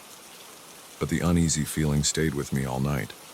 Over the next few nights, I kept hearing sounds I couldn't explain. Sometimes it was a light tapping, as if someone was drumming their fingers on a wooden table. Other times it was a faint shuffle of footsteps along the corridor, even though I knew I was alone. The echoes bounced off the tall walls and made it impossible to pinpoint their origin. I'd jump up, rush to the corridor, and switch on every light I could find, but I never saw anyone. The emptiness of those halls made me feel tense. The only company I had was the steady buzz of old fluorescent lights. I tried to focus on my work. My assignment was to catalog and analyze old records that detailed supernatural events in the region. The library's collection included diaries from the 1800s, letters from travelers who passed through the area, and newspaper clippings that covered rumors of ghosts and apparitions. Most people dismissed these accounts as folklore or fantasy, but I found them fascinating. I spent hours reading first-person accounts of strange encounters, sightings of figures floating near an abandoned church, or voices coming from underground tunnels. Each night I wrote up summaries and cross-referenced them with other historical documents. At around 2 a.m, I would usually close my notebooks and stretch my legs. The library had a small break room with a coffee machine and an old couch. I'd go there for a quick break before returning to the stacks. One night, while sipping my coffee, I heard a loud bang in a far corridor. It sounded like a door slamming. The entire building seemed to shake. The hair on my arm stood on end. I slammed my coffee mug onto the counter, splashing coffee everywhere, and rushed out to see if someone had broken in. I moved quickly down the hallway, my shoes squeaking on the polished floor. The corridor felt colder than usual. I saw no one, but I heard a faint scraping sound coming from behind a heavy metal door that led to a restricted room. This door was usually locked. My boss had warned me not to go in alone because the floor might be unstable. But the noise continued, like someone was dragging something across the floor inside that room. My adrenaline surged. I slid the key into the lock, turned it, and opened the door. A musty smell hit me. The room was dark. My flashlight beam caught rows of old shelves piled high with forgotten volumes. Dust swirled in the air. The scraping stopped the moment I stepped inside. I shined my flashlight around, checking every corner. The shelves cast long, eerie shadows. Nothing moved. I checked the walls and the ceiling. Everything was silent except for my own breathing. My stomach felt tight and my hands shook a bit. I didn't want to linger there, but I also felt compelled to look around. This was part of my job, after all, to uncover hidden records, especially the ones that talked about paranormal events. Maybe something of great importance was buried in that restricted room. I spent about 10 minutes searching the nearest shelves. I found stacks of old newspapers tied with fraying twine, a couple of ledgers from the local church, and a few personal journals. I noticed one journal with a faded label on the spine. The label said, "Property of A. Thornwell." I opened it and flipped through the pages. It contained notes about sightings of a spirit in the library, dated more than 70 years ago. The handwriting was shaky. Thornwell described hearing footsteps in empty corridors, seeing faint lights drifting among the shelves, and feeling an unseen presence late at night. These notes looked strikingly similar to what I had been experiencing. My hands were trembling as I placed the journal in a bag to read more thoroughly at my desk.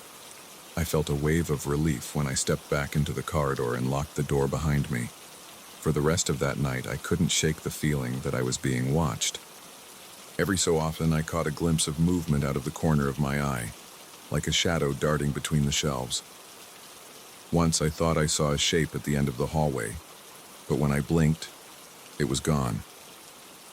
My pulse raced, and I kept rubbing the back of my neck as the tension built in my shoulders. I tried to focus on Thornwell's journal, scanning every page for details that matched my own experience. The journal mentioned messages and symbols that Thornwell believed were left by the spirits. He talked about finding papers with odd markings that seemed to reference a past event in the town's history. According to Thornwell, the spirits weren't aggressive. They seemed restless, as if they wanted to share something that had been forgotten. Reading these entries made me feel a little less panicked. If the spirits meant no harm, maybe I could piece together what they were trying to communicate. That thought gave me a strange sense of purpose. I decided I would try to gather as much information as possible. Over the next few nights, I explored the restricted sections more often, even though I felt uneasy every time I opened those old doors. The temperature in those rooms was always cooler, and my spine tingled whenever I stepped inside. I found more journals, letters, and official documents that mentioned sightings in the library's past. Some spoke of a tragedy in the early 1900s, something involving the library's expansion. But the pages were incomplete, and the details were vague. One evening, I noticed footprints in a dusty corner near the theology section. They were faint, like someone had walked there in socks, leaving only soft impressions in the dust. I carefully placed my foot next to one of them to compare. It didn't match my shoe size or the shape of my foot. My heart thumped hard when I realized it must have been made recently. The footprints led to a small door at the end of the corridor, a door I had never noticed. It looked almost hidden behind a tall shelf of encyclopedias. I tried the handle, but it was locked. I felt the door rattle as I applied pressure. It wouldn't budge. The footprints vanished right at the threshold. The hair on the back of my neck rose, and I felt a chill run through my arms. I stared at that door, half expecting it to swing open on its own. My palms got sweaty. I wiped them on my pants and backed away, deciding to ask the head librarian about it the next day. That night, I had a hard time sleeping when I got home. Every time I closed my eyes, I saw that locked door. The next day, the head librarian seemed uneasy when I mentioned the door. He admitted he'd never noticed it, or if he had, he didn't recall anything about it. That struck me as odd because he'd worked there for decades. I asked if we could open it together. He looked at me, frowning, and said he didn't have a key for it. He suggested the door might be a relic from a previous renovation, leading to a walled-off section. He recommended focusing on my current research instead of poking around sealed areas. I returned to my work that night, determined to ignore the door for a while. But around midnight, I heard a rhythmic tapping from the corridor that led to that exact spot. My heart started pounding. I grabbed my flashlight and walked slowly toward the sound. Each tap made my skin crawl. The corridor lights flickered, creating brief intervals of near darkness. When I reached the end of the corridor, the tapping stopped. I moved the flashlight beam over the floor, and I froze. There were more footprints in the dust, but this time they looked clearer, like bare feet. The toes were visible. A chill shot through my chest, and my breathing turned shallow. I followed them with my flashlight. They led straight to that locked door again. Then they stopped. I stood there staring at the door, feeling a heavy pressure in my chest. I pressed my ear against the wood. At first I heard nothing. Then I caught a soft shuffling sound as if someone was moving inside a cramped space. I gritted my teeth. My mind started racing. Should I break the door down? Should I leave it alone and pretend I never saw those footprints? My body felt frozen, but a surge of curiosity pushed me forward. I tried the handle again, rattling it harder. It didn't give. I took a step back and aimed a kick right at the lock. The door frame groaned but stayed intact. My legs trembled and my arms felt shaky. I kicked again, and on the second try, the lock snapped. The door swung open about an inch, then got stuck on something. I forced it open another few inches. The smell inside was overwhelming. Old rot, dust, and dampness. I coughed as I squeezed through the gap. My flashlight beam revealed a narrow room lined with shelves of crates and boxes. The walls were covered in peeling wallpaper. The floorboards creaked under my weight. I moved the flashlight around, scanning for any sign of life. The footprints didn't continue inside, at least not in the dust on the floor. It felt like the footprints vanished at the doorway. I listened carefully. No shuffle, no tapping. I spotted a small wooden table in the corner with an open ledger on it. I stepped over scattered debris, feeling each board bend. The ledger's pages contained notes similar to Thornwell's journal, accounts of sightings, references to some tragedy, and repeated mentions of restless spirits. It looked like a record that librarians or researchers kept many decades ago, possibly hidden away for some reason. My hands shook as I turned the pages. One entry described messages spelled out in old books, rearranged on shelves at night to form cryptic words. Another entry mentioned shadowy figures that drifted along the corridors but never harmed anyone. I felt goosebumps on my arms. The entries seemed to confirm that these sightings weren't new. People had witnessed them for generations, but the reason behind the activity remained unclear. There were a few lines about an old land dispute and something about the library's original owner. The text ended abruptly, as if the person writing it had stopped mid-sentence. I took a photo of the pages with my phone, wanting to study them later. Then I heard a faint creak behind me. I spun around, my heart hammering. My flashlight illuminated only dust motes.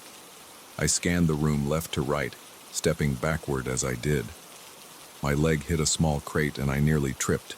I cursed under my breath and steadied myself. Then, out of nowhere, the door slammed shut. I heard it latch from the outside. I lunged toward it, twisted the knob, and realized I was locked in. My throat felt tight and I could hear my pulse in my ears. I tried yelling, "Hey, is anyone there?" My voice echoed in the cramped space. Silence. I banged on the door, feeling panic set in. My breath came in rapid bursts. After a minute, I forced myself to calm down. I looked around for another exit, but there was nothing. The walls were solid, no windows, no vent large enough to crawl through. I directed my flashlight around the shelves, checking for anything I could use to pry the door open.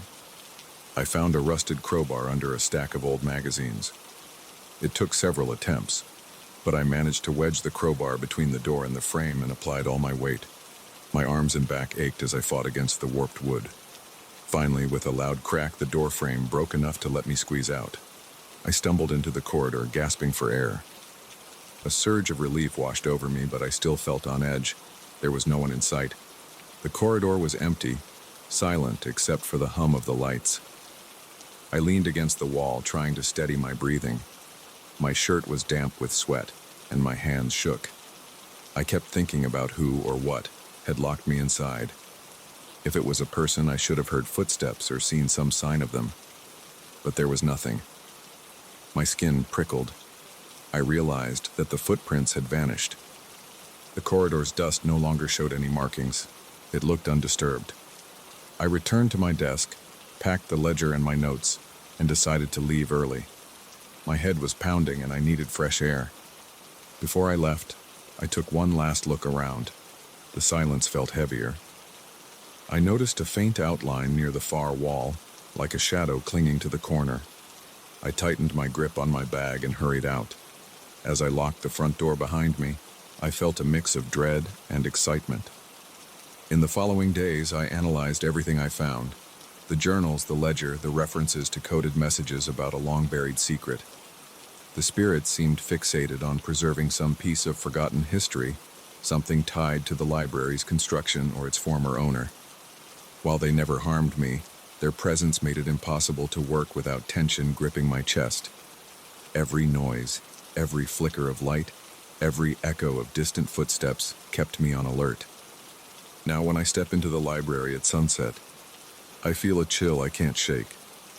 My eyes dart to the corners, and I keep my ears open for the slightest sound. But I refuse to stop my research. I believe these spirits are pushing me to uncover what the world forgot.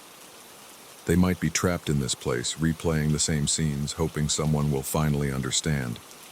Night after night, they communicate through these small, unsettling events. And every time I open a new box of old files or find another dusty ledger, I wonder what else they'll show me. I'm ready to dig deeper, even if it means more nights of strange noises and shadowy figures.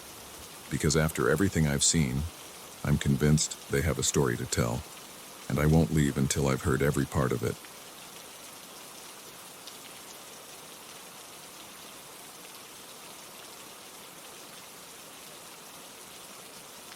I never expected to hear anything that sounded like human voices in a place so remote.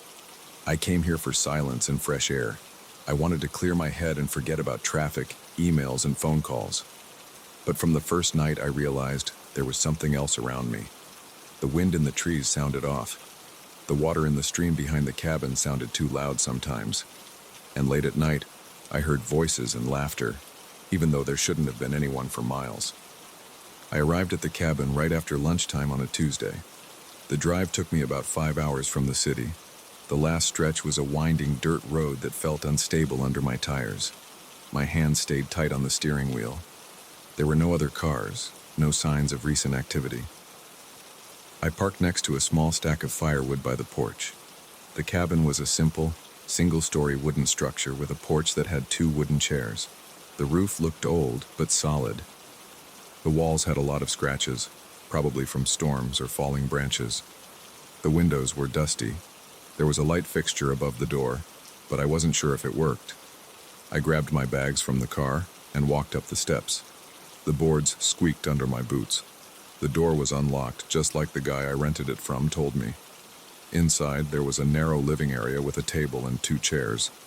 A lantern sat on the table, next to a half-burned candle.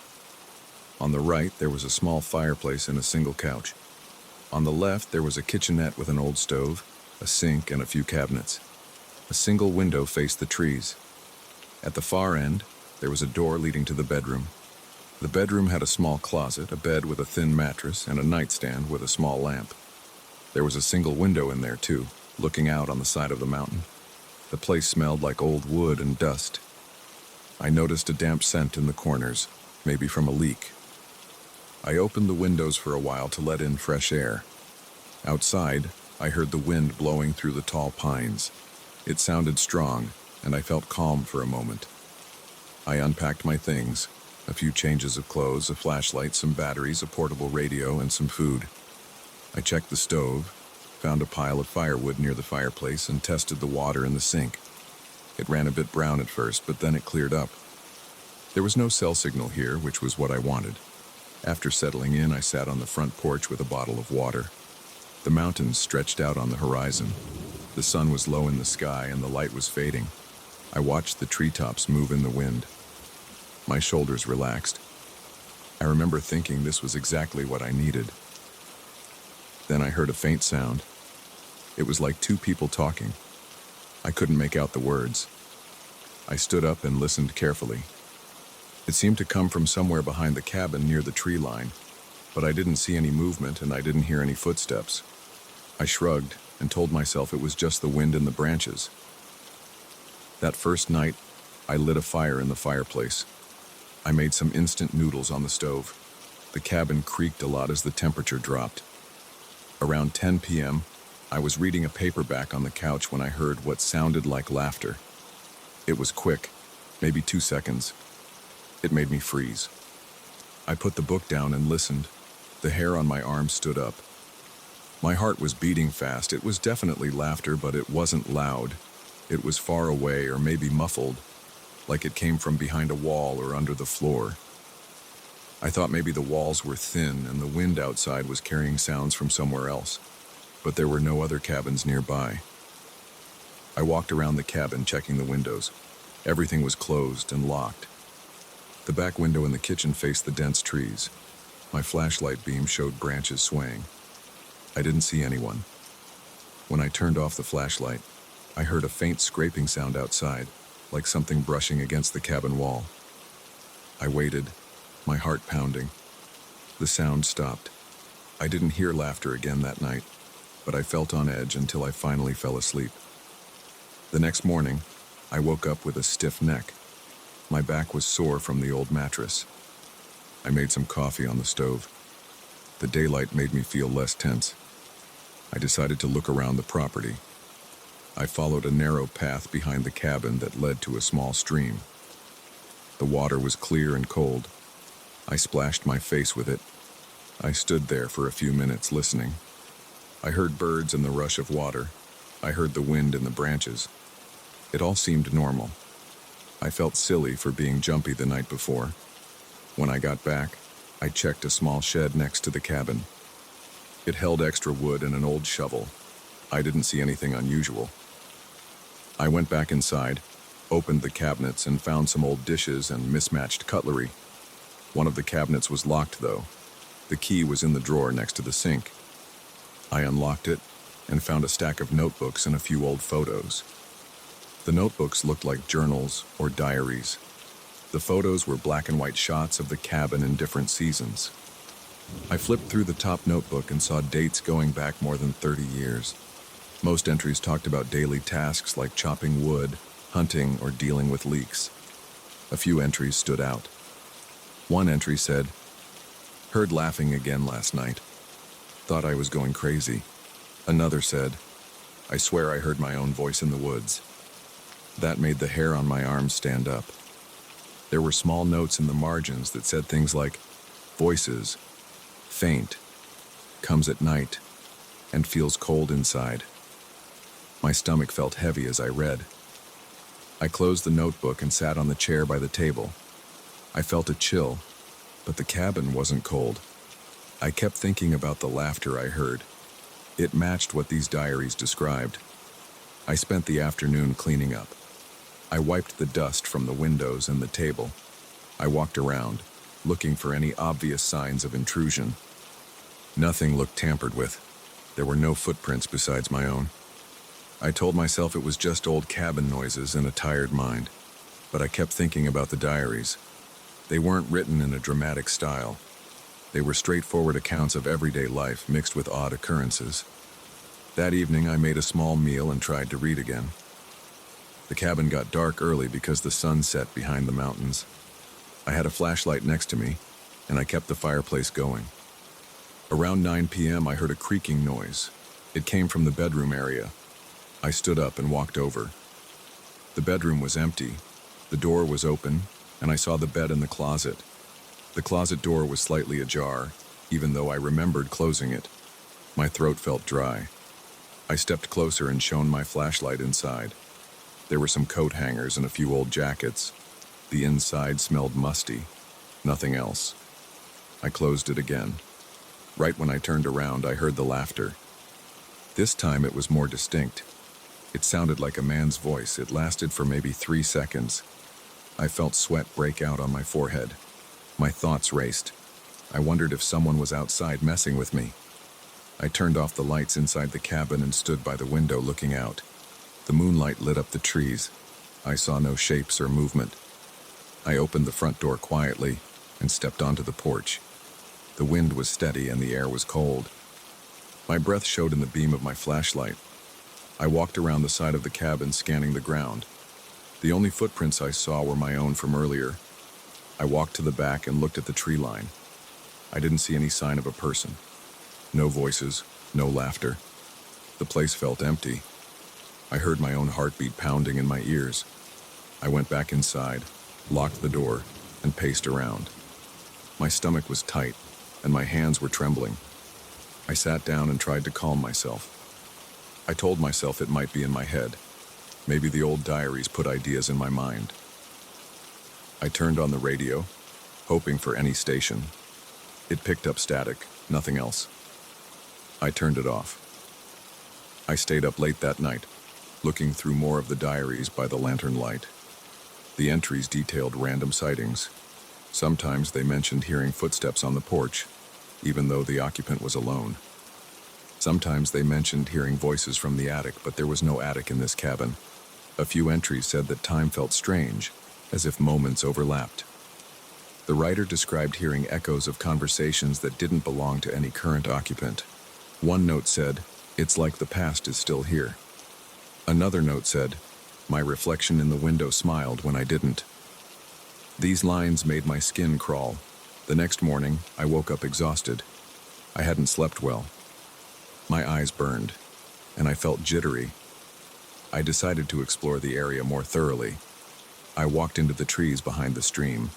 I found a few large rocks and the remains of what looked like a makeshift fire pit. The ashes looked old. Nearby, I saw some carvings on a tree trunk. It was just initials and a date from 20 years ago. I didn't find anything else of interest. I stood there for a while, listening. I only heard the wind. I returned to the cabin and checked the walls outside for holes or cracks that might let in wind or small animals. There were some gaps, but nothing major. I circled around the cabin 3 times, looking for anything out of place. The ground was covered in pine needles. I looked for footprints that didn't match my boots. I saw none. I tried to ignore the strange tension I felt. That afternoon, I sat on the porch with a cup of coffee staring at the trees. The sunlight felt warm. The place was peaceful during the day. I tried to convince myself the nights were just messing with my mind. But the diary's entries kept coming back to me. I didn't want to read any more of them, but my curiosity took over.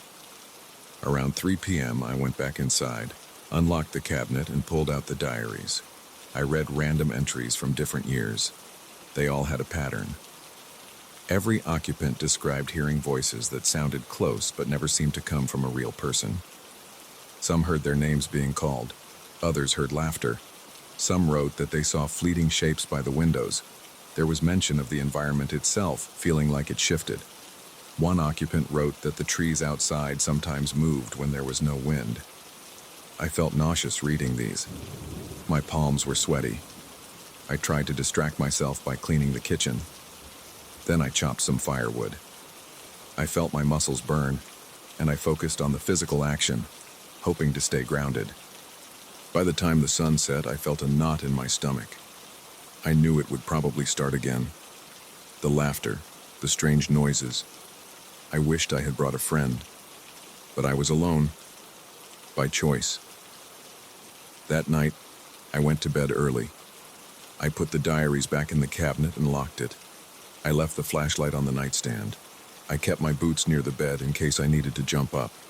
I stared at the ceiling in the dark. The cabin made its usual creaks. My heart was beating fast. Around midnight, I heard a scraping sound on the porch, like something being dragged. I turned on the flashlight. My chest felt tight, and my breathing got shallow. I thought about opening the door and shining the light outside, but I froze. Then I heard a whisper near the bedroom window. It sounded like a few words, but I couldn't understand them. My arms tensed. My mouth went dry.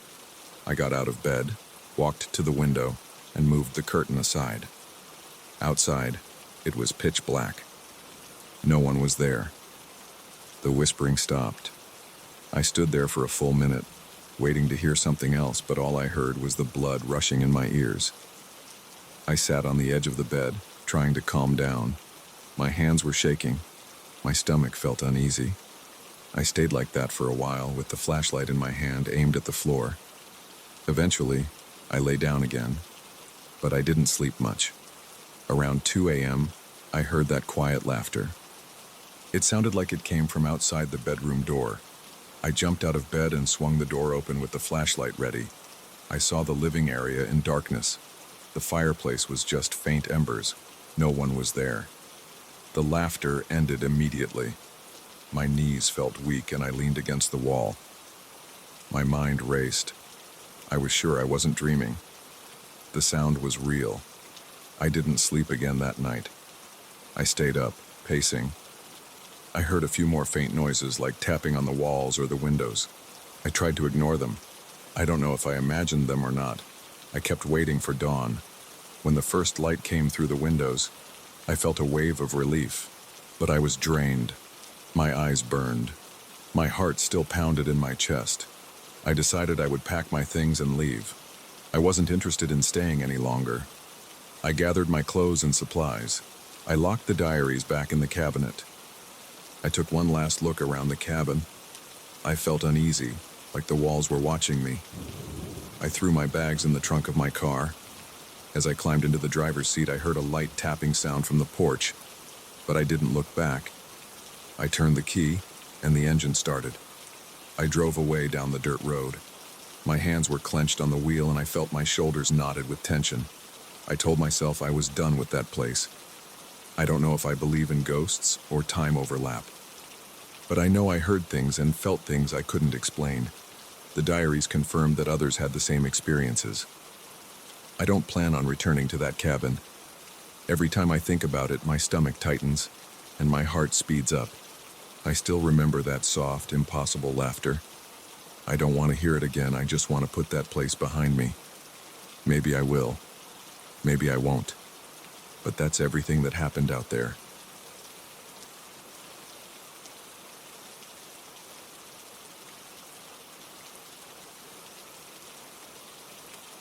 I remember the exact moment I felt that jolt of unease. It was late afternoon, and the cold air stung my face. I was standing by the back fence of my new property, looking over a row of old statues. The sun was already low in the sky, so the shadows were long and sharp. Something about those statues bothered me right away. They looked older than everything else here, and their blank eyes made me feel like they were watching me. I wasn't expecting to get scared in my own place, but that creeping tension hit me out of nowhere. I'd only owned this property for a few weeks, and I wanted to see every corner of it, so I stuck my hands in my pockets, tightened my coat around my chest, and walked forward. When I first decided to purchase this estate, I heard it had a wide garden filled with stone sculptures. The main house is pretty big, with high ceilings and old wood floors that squeak when I walk on them. I figured the garden would be straightforward. Maybe some fountains, a few benches, and some plant-lined paths. I'd never counted on dozens of statues scattered around the grounds. They stand in little clusters, sometimes right in the open, sometimes half hidden by shrubs or tucked behind large trees. The caretaker told me they came with the property and had been here for nearly a century. I started exploring from the back door of the house. I stepped down a set of cracked stone steps, then followed a gravel path that crunched under my boots. The garden felt quiet. My breath came out in small puffs of mist, and the branches overhead shivered with the wind. There were patches of snow here and there, turning the grass into a mixture of brown and white. I could hear a low rustling sound as the wind passed through nearby hedges. Occasionally, the branches scraped against each other. I passed the first statue on the right. It was a figure of a woman wearing some kind of long robe. Her face was tilted upward, and her eyes were carved with surprising detail. The caretaker said these statues had been made by a sculptor who lived on the property around the early 1900s, but the caretaker never offered more specifics. I remember pausing next to that statue and running my hand over its arm. The stone was cold and rough to the touch. Tiny flakes of moss clung to the folds in the robe. Then I took a step back and noticed that the statue's right hand appeared to be pointing at something in the distance, like it was indicating a specific place. But I couldn't see anything unusual in that direction, just more trees and hedges. I continued along the path and saw more statues. One was a bearded man holding a shield in one hand and a sword in the other. Another was a kneeling figure with a hood. There was also one that looked like a generic soldier, with its head turned slightly to the side. The thing that caught my eye, though, was the angle of the soldier's head. It looked different each time I circled around it.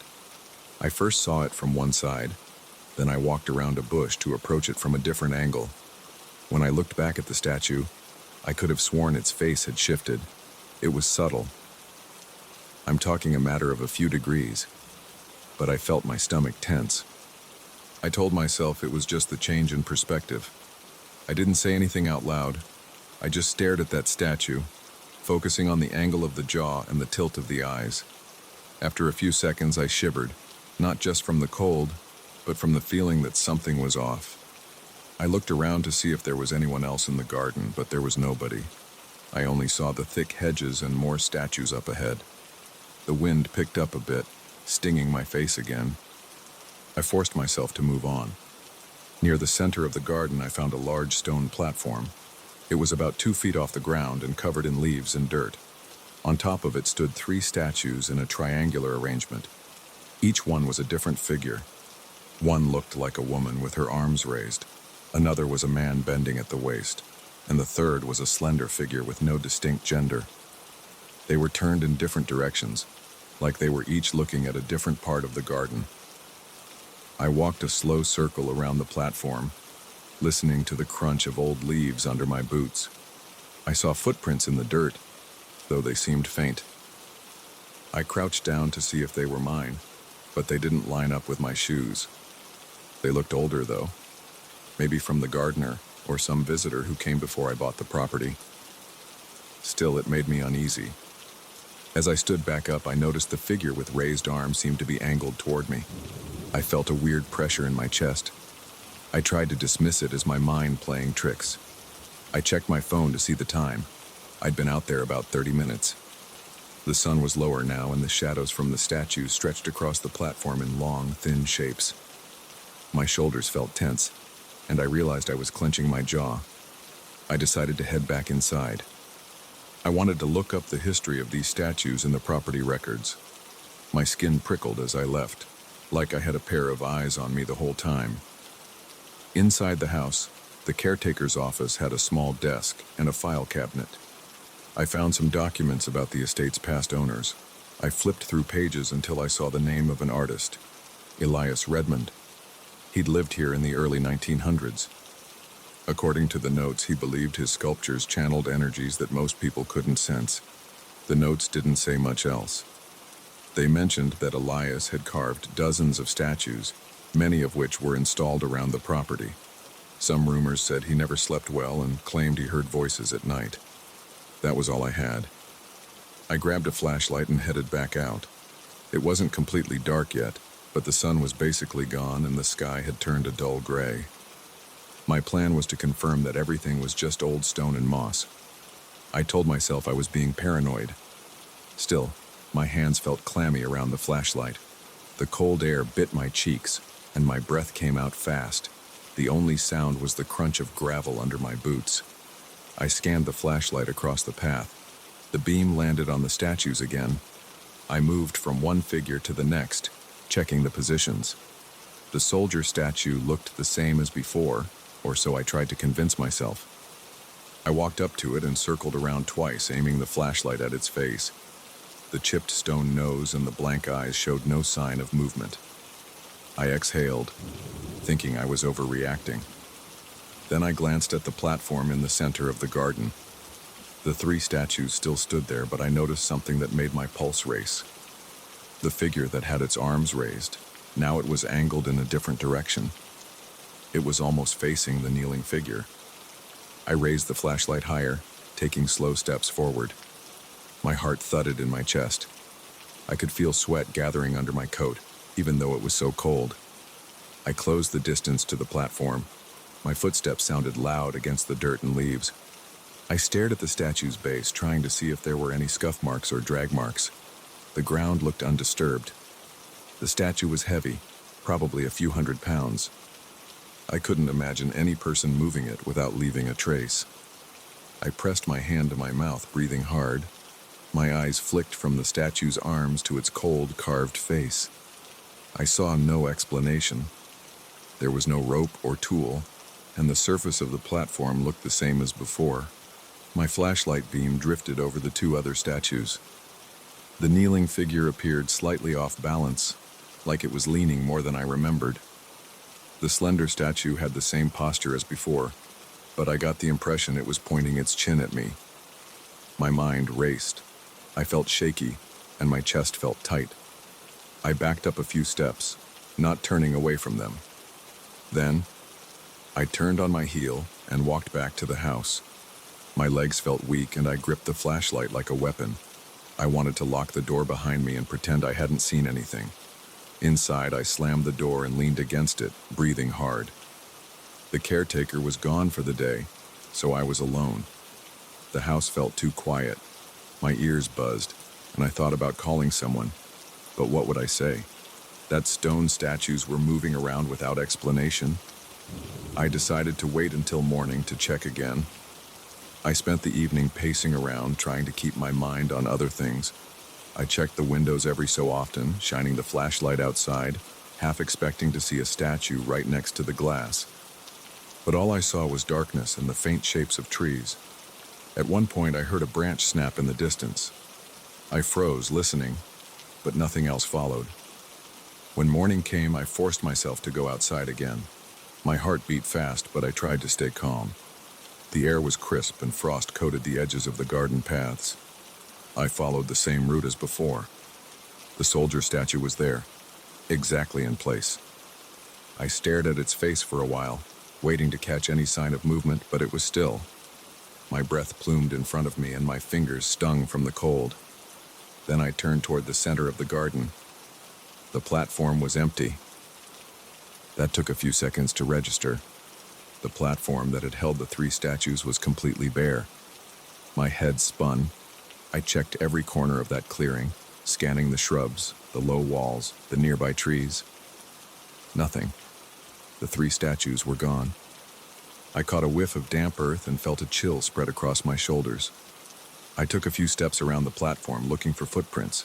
The ground was disturbed in a wide circle, with deep impressions here and there, as if something heavy had been dragged or carried away. But the tracks weren't consistent. Some curved around the far side of the platform, then stopped near a tall hedge. The hedge itself looked untouched from the outside. I peered into it, pushing branches aside.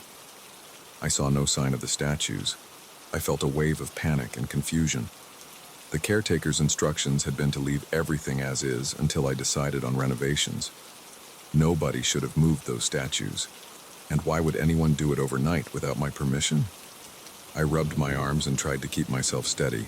I thought about walking around the entire garden to look for them. That seemed like the only option. So I set off, scanning every corner. It took me over an hour, but I finally found them. They were on the opposite side of the property, near a section of the fence I hadn't visited yet. That area was overgrown with tall grass and tangled vines. The 3 statues were arranged in another triangular formation, this time with a kneeling one in the center. The figure with raised arms stood behind it, and the slender statue was to the left. They faced an old stone archway that led nowhere, just a stone arch in the middle of a patch of weeds.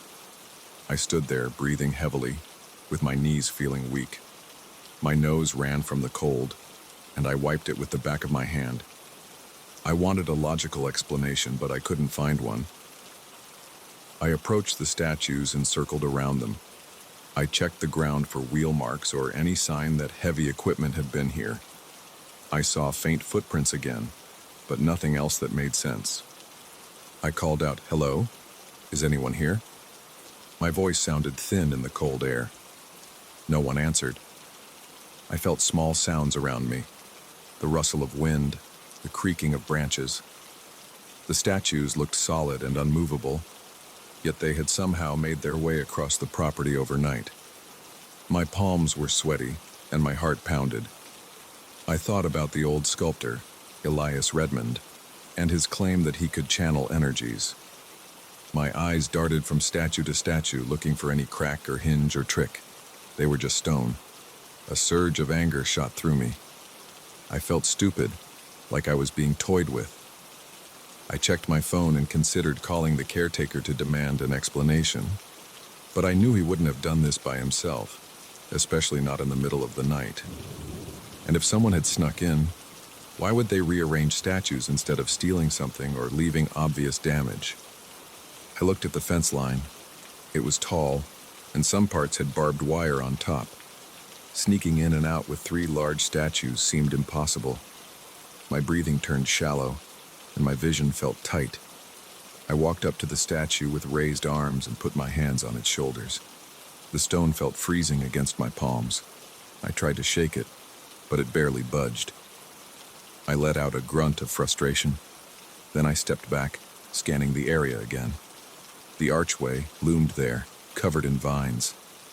I noticed faint carvings on the arch's surface, but I didn't recognize them. They looked like swirling shapes, maybe more of Elias Redmond's handiwork. I muttered to myself, cursing the situation. I felt trapped by confusion. After standing there for a while, I took pictures with my phone. I wanted evidence of this new arrangement. Then I stepped through the archway to see if there was anything behind it. Just more tall grass and a cluster of gnarled bushes. I spotted a piece of crumpled cloth on the ground, but it was just an old rag that looked like it had been there for years. My eyes darted around, and I kept expecting something to jump out or some figure to appear, but I was alone. My heart thumped, and I realized I was trembling. I rubbed my arms, trying to warm myself up, and decided I couldn't stay out there any longer. I needed to think. I needed to figure out if I was losing my mind, or if something was actually moving those statues. I turned back toward the house, shooting one last glance at the statues. They looked still, but I couldn't shake the feeling that they were watching me leave. On my way back, I kept my eyes on the garden paths and the other statues. I noticed some seemed to be angled toward spots on the ground, or directed at certain sections of the wall that surrounded the property. I paused once to watch one statue of a man with a staff. I stood about 15 feet away and fixed my gaze on it, waiting for any sign of movement. My eyes started to water and my breath hitched from the cold, but I saw no change. After a minute or two, I walked away, rubbing the back of my neck. Now I'm inside the house, pacing around the main hall. My mind keeps replaying the scene in the garden. 3 statues moved overnight, no explanation. Some of the others seem to shift angles in subtle ways. I don't know what to do. I'm thinking about bringing in someone who specializes in old artworks or maybe even a paranormal investigator, if I can stomach admitting that I believe in this stuff. I just know I can't ignore it. I can feel this charge in the air whenever I walk past one of those statues, like the stones are full of something I don't understand. My gut is twisted, and my head aches from lack of sleep. I keep looking out the windows, half expecting to see them standing closer to the house. Tonight I plan to stay awake. I'll keep watch with lights and see if anything changes. I'm terrified, but I have to do it. Whatever Elias Redmond did when he carved those stones, it's still here, roaming the garden. I feel it in my nerves, in the tightness of my chest. I just hope I'm strong enough not to lose my mind if I see them move again, because part of me already believes it's going to happen. And if it does, I'm not sure where I'll stand tomorrow. But I can't turn away now. This is my property, and those statues won't scare me out of it. I'm going to face them until I figure out what they want, or maybe until they show me that they can do more than move.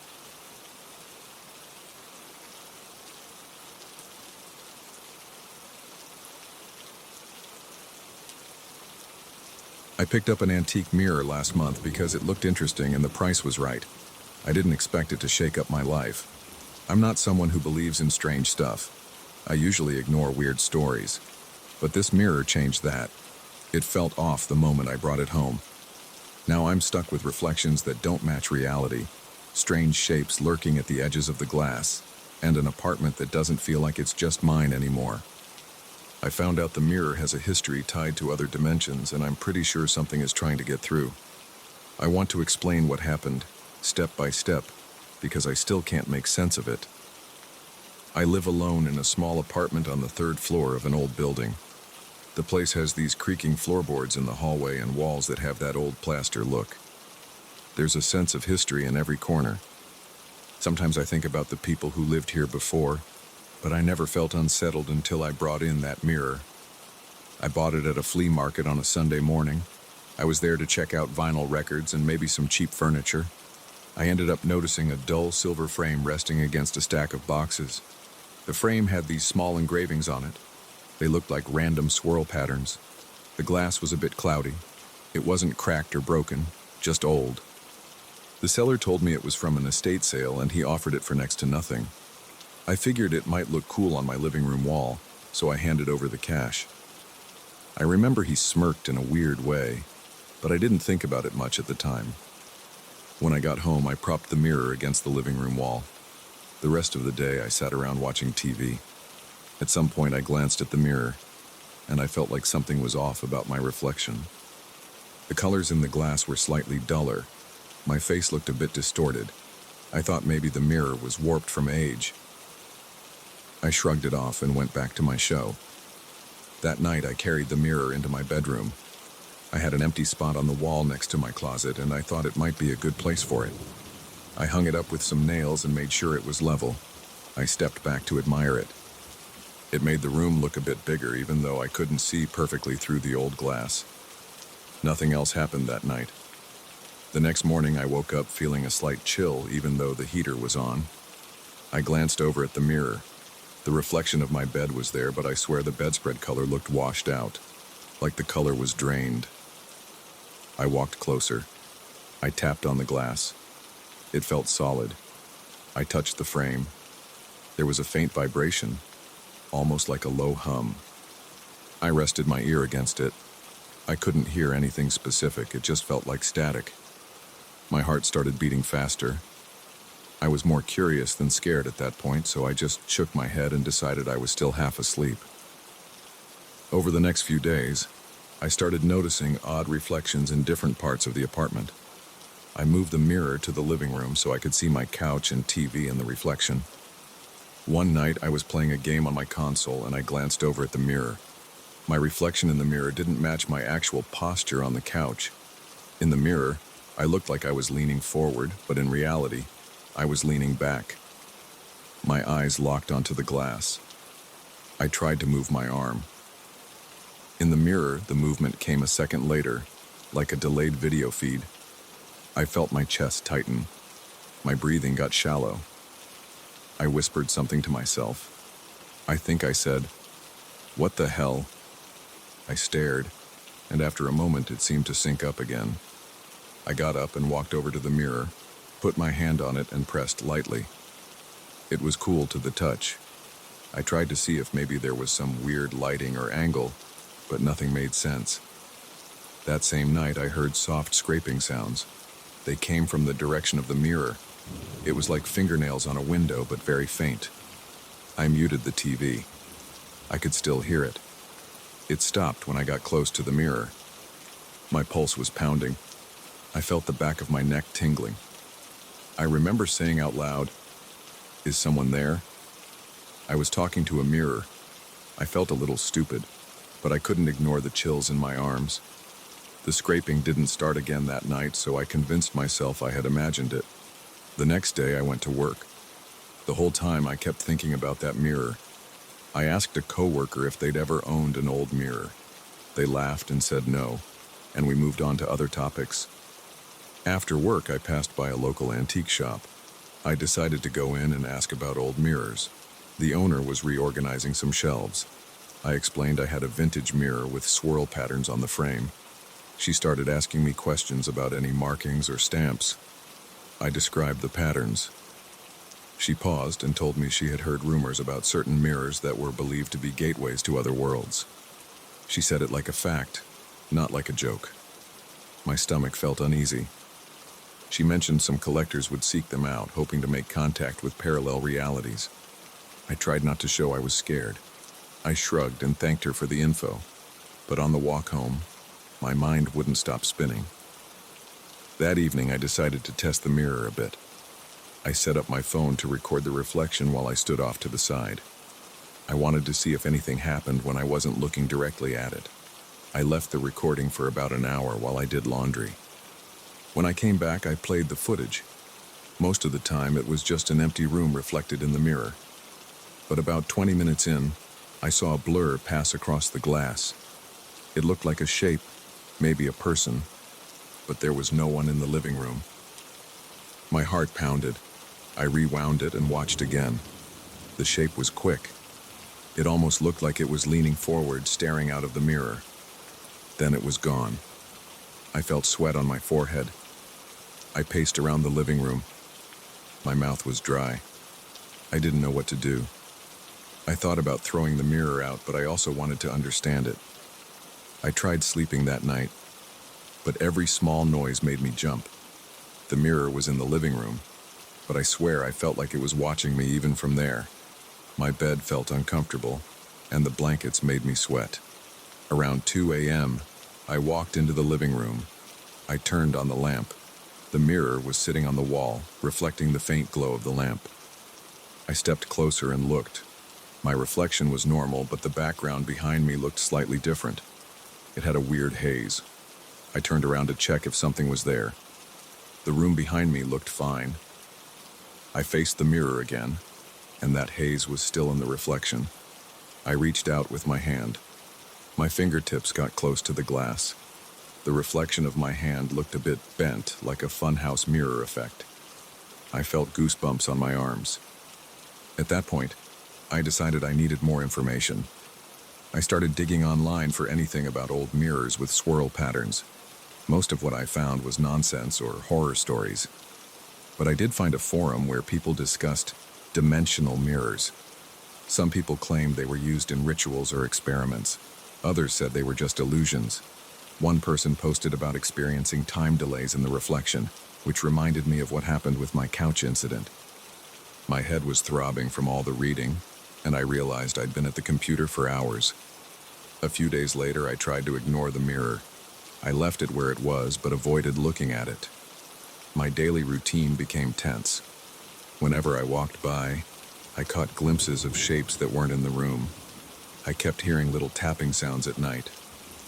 My stomach churned whenever I heard them. Sometimes I'd feel a subtle vibration in the floorboards near the mirror. I'd stand still and feel my heart hammering in my chest. My throat would tighten and I'd try to swallow. The feeling was horrible, like I was never alone in my own apartment anymore. Finally, I decided to talk to the flea market seller again. I went back on a Saturday. He was in the same spot as before, selling random antiques and knickknacks. I brought a photo of the mirror frame. He studied it, then asked if I'd had any strange experiences. I told him, trying to keep my voice steady, that I'd noticed odd reflections. He nodded and said the mirror was rumored to be a portal. Some story about an old collector who performed rituals in a hidden room full of mirrors. According to him, these mirrors could open doorways. I asked what that meant, and he just said, "I don't know much else." He looked uncomfortable, and then he offered me a refund. I was tempted to accept, but I said no. I felt an urge to figure it out on my own. My palms were sweaty the whole time. I went home determined to examine the mirror more closely.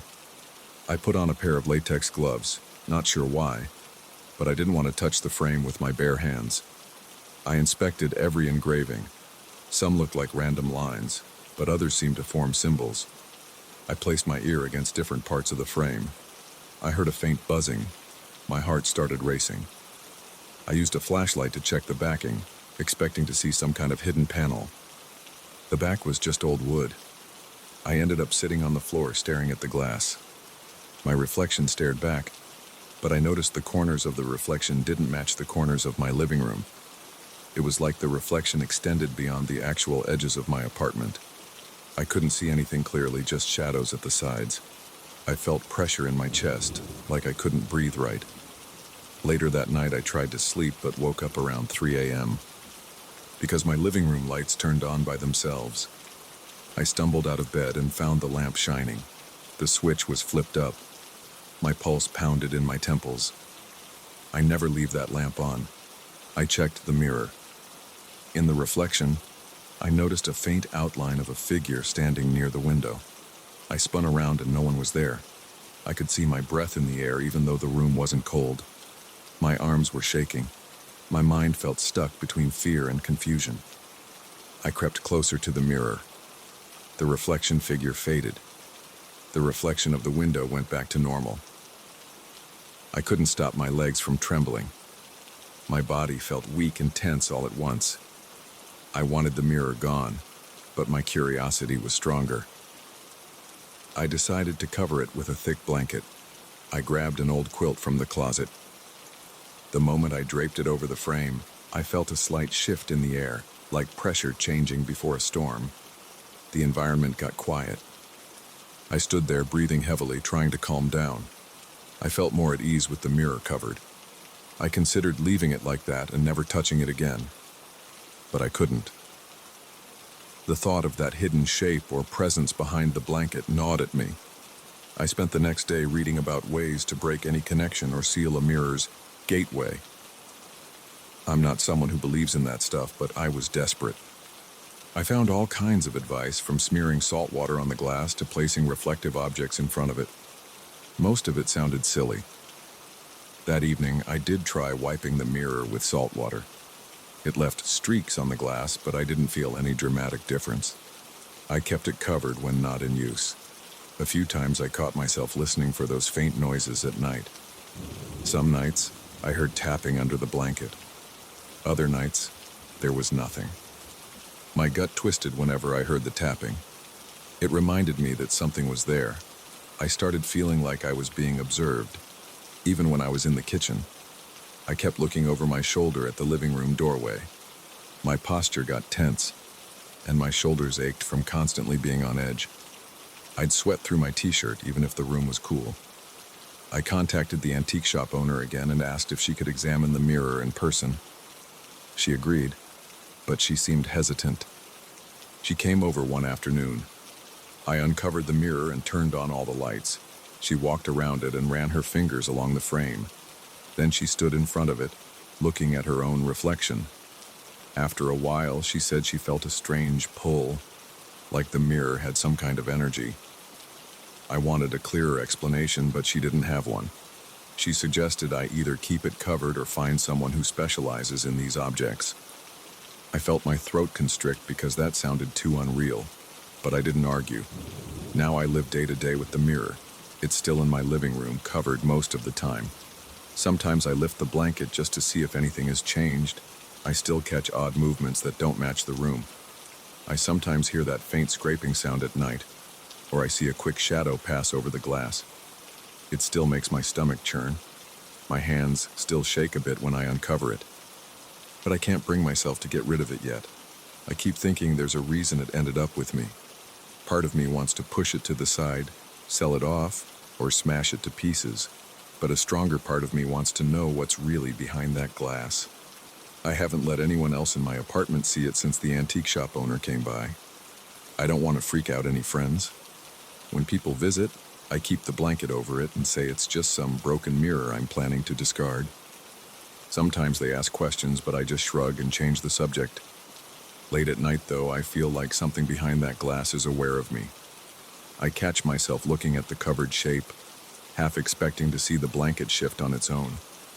I wait, tense, but it doesn't move. I found documents online that link the mirror's swirl patterns to a group of collectors from decades ago. Some websites say these mirrors were used in experiments to observe parallel dimensions. Others say the patterns were random. I'm not sure what to believe. All I know is that the reflection doesn't always match my reality. I've seen shapes that don't belong in my apartment. I've felt my heart race every time the mirror does something new. My shoulders stay knotted and my breath comes in short bursts whenever I think about it too hard. I keep telling myself that I'll solve this. Maybe I'll locate an expert who can explain everything in plain terms. For now, I'm stuck with a mirror that shows things I can't explain. My apartment still feels like mine, but there's a tension in the air. The floors creak louder at night. The silence isn't comforting anymore. I walk around feeling like I'm intruding in my own home. I don't have a neat conclusion. There's no final revelation or big twist. I'm just living with it. The mirror sits under its blanket most of the time, and I pretend it's not there. But sometimes when I'm alone and the night is quiet, I swear I hear that scraping sound again. I hold my breath and listen. My heart thuds. My hands clench. I wonder if I'll see one of those shadows if I lift the blanket. So far, I haven't mustered the courage to look again. I guess that's where things stand for me right now. The mirror is a doorway to something else. I don't know if I should keep it around or give it up. But it's there, and whatever's inside, it knows I'm here. That thought won't let me rest.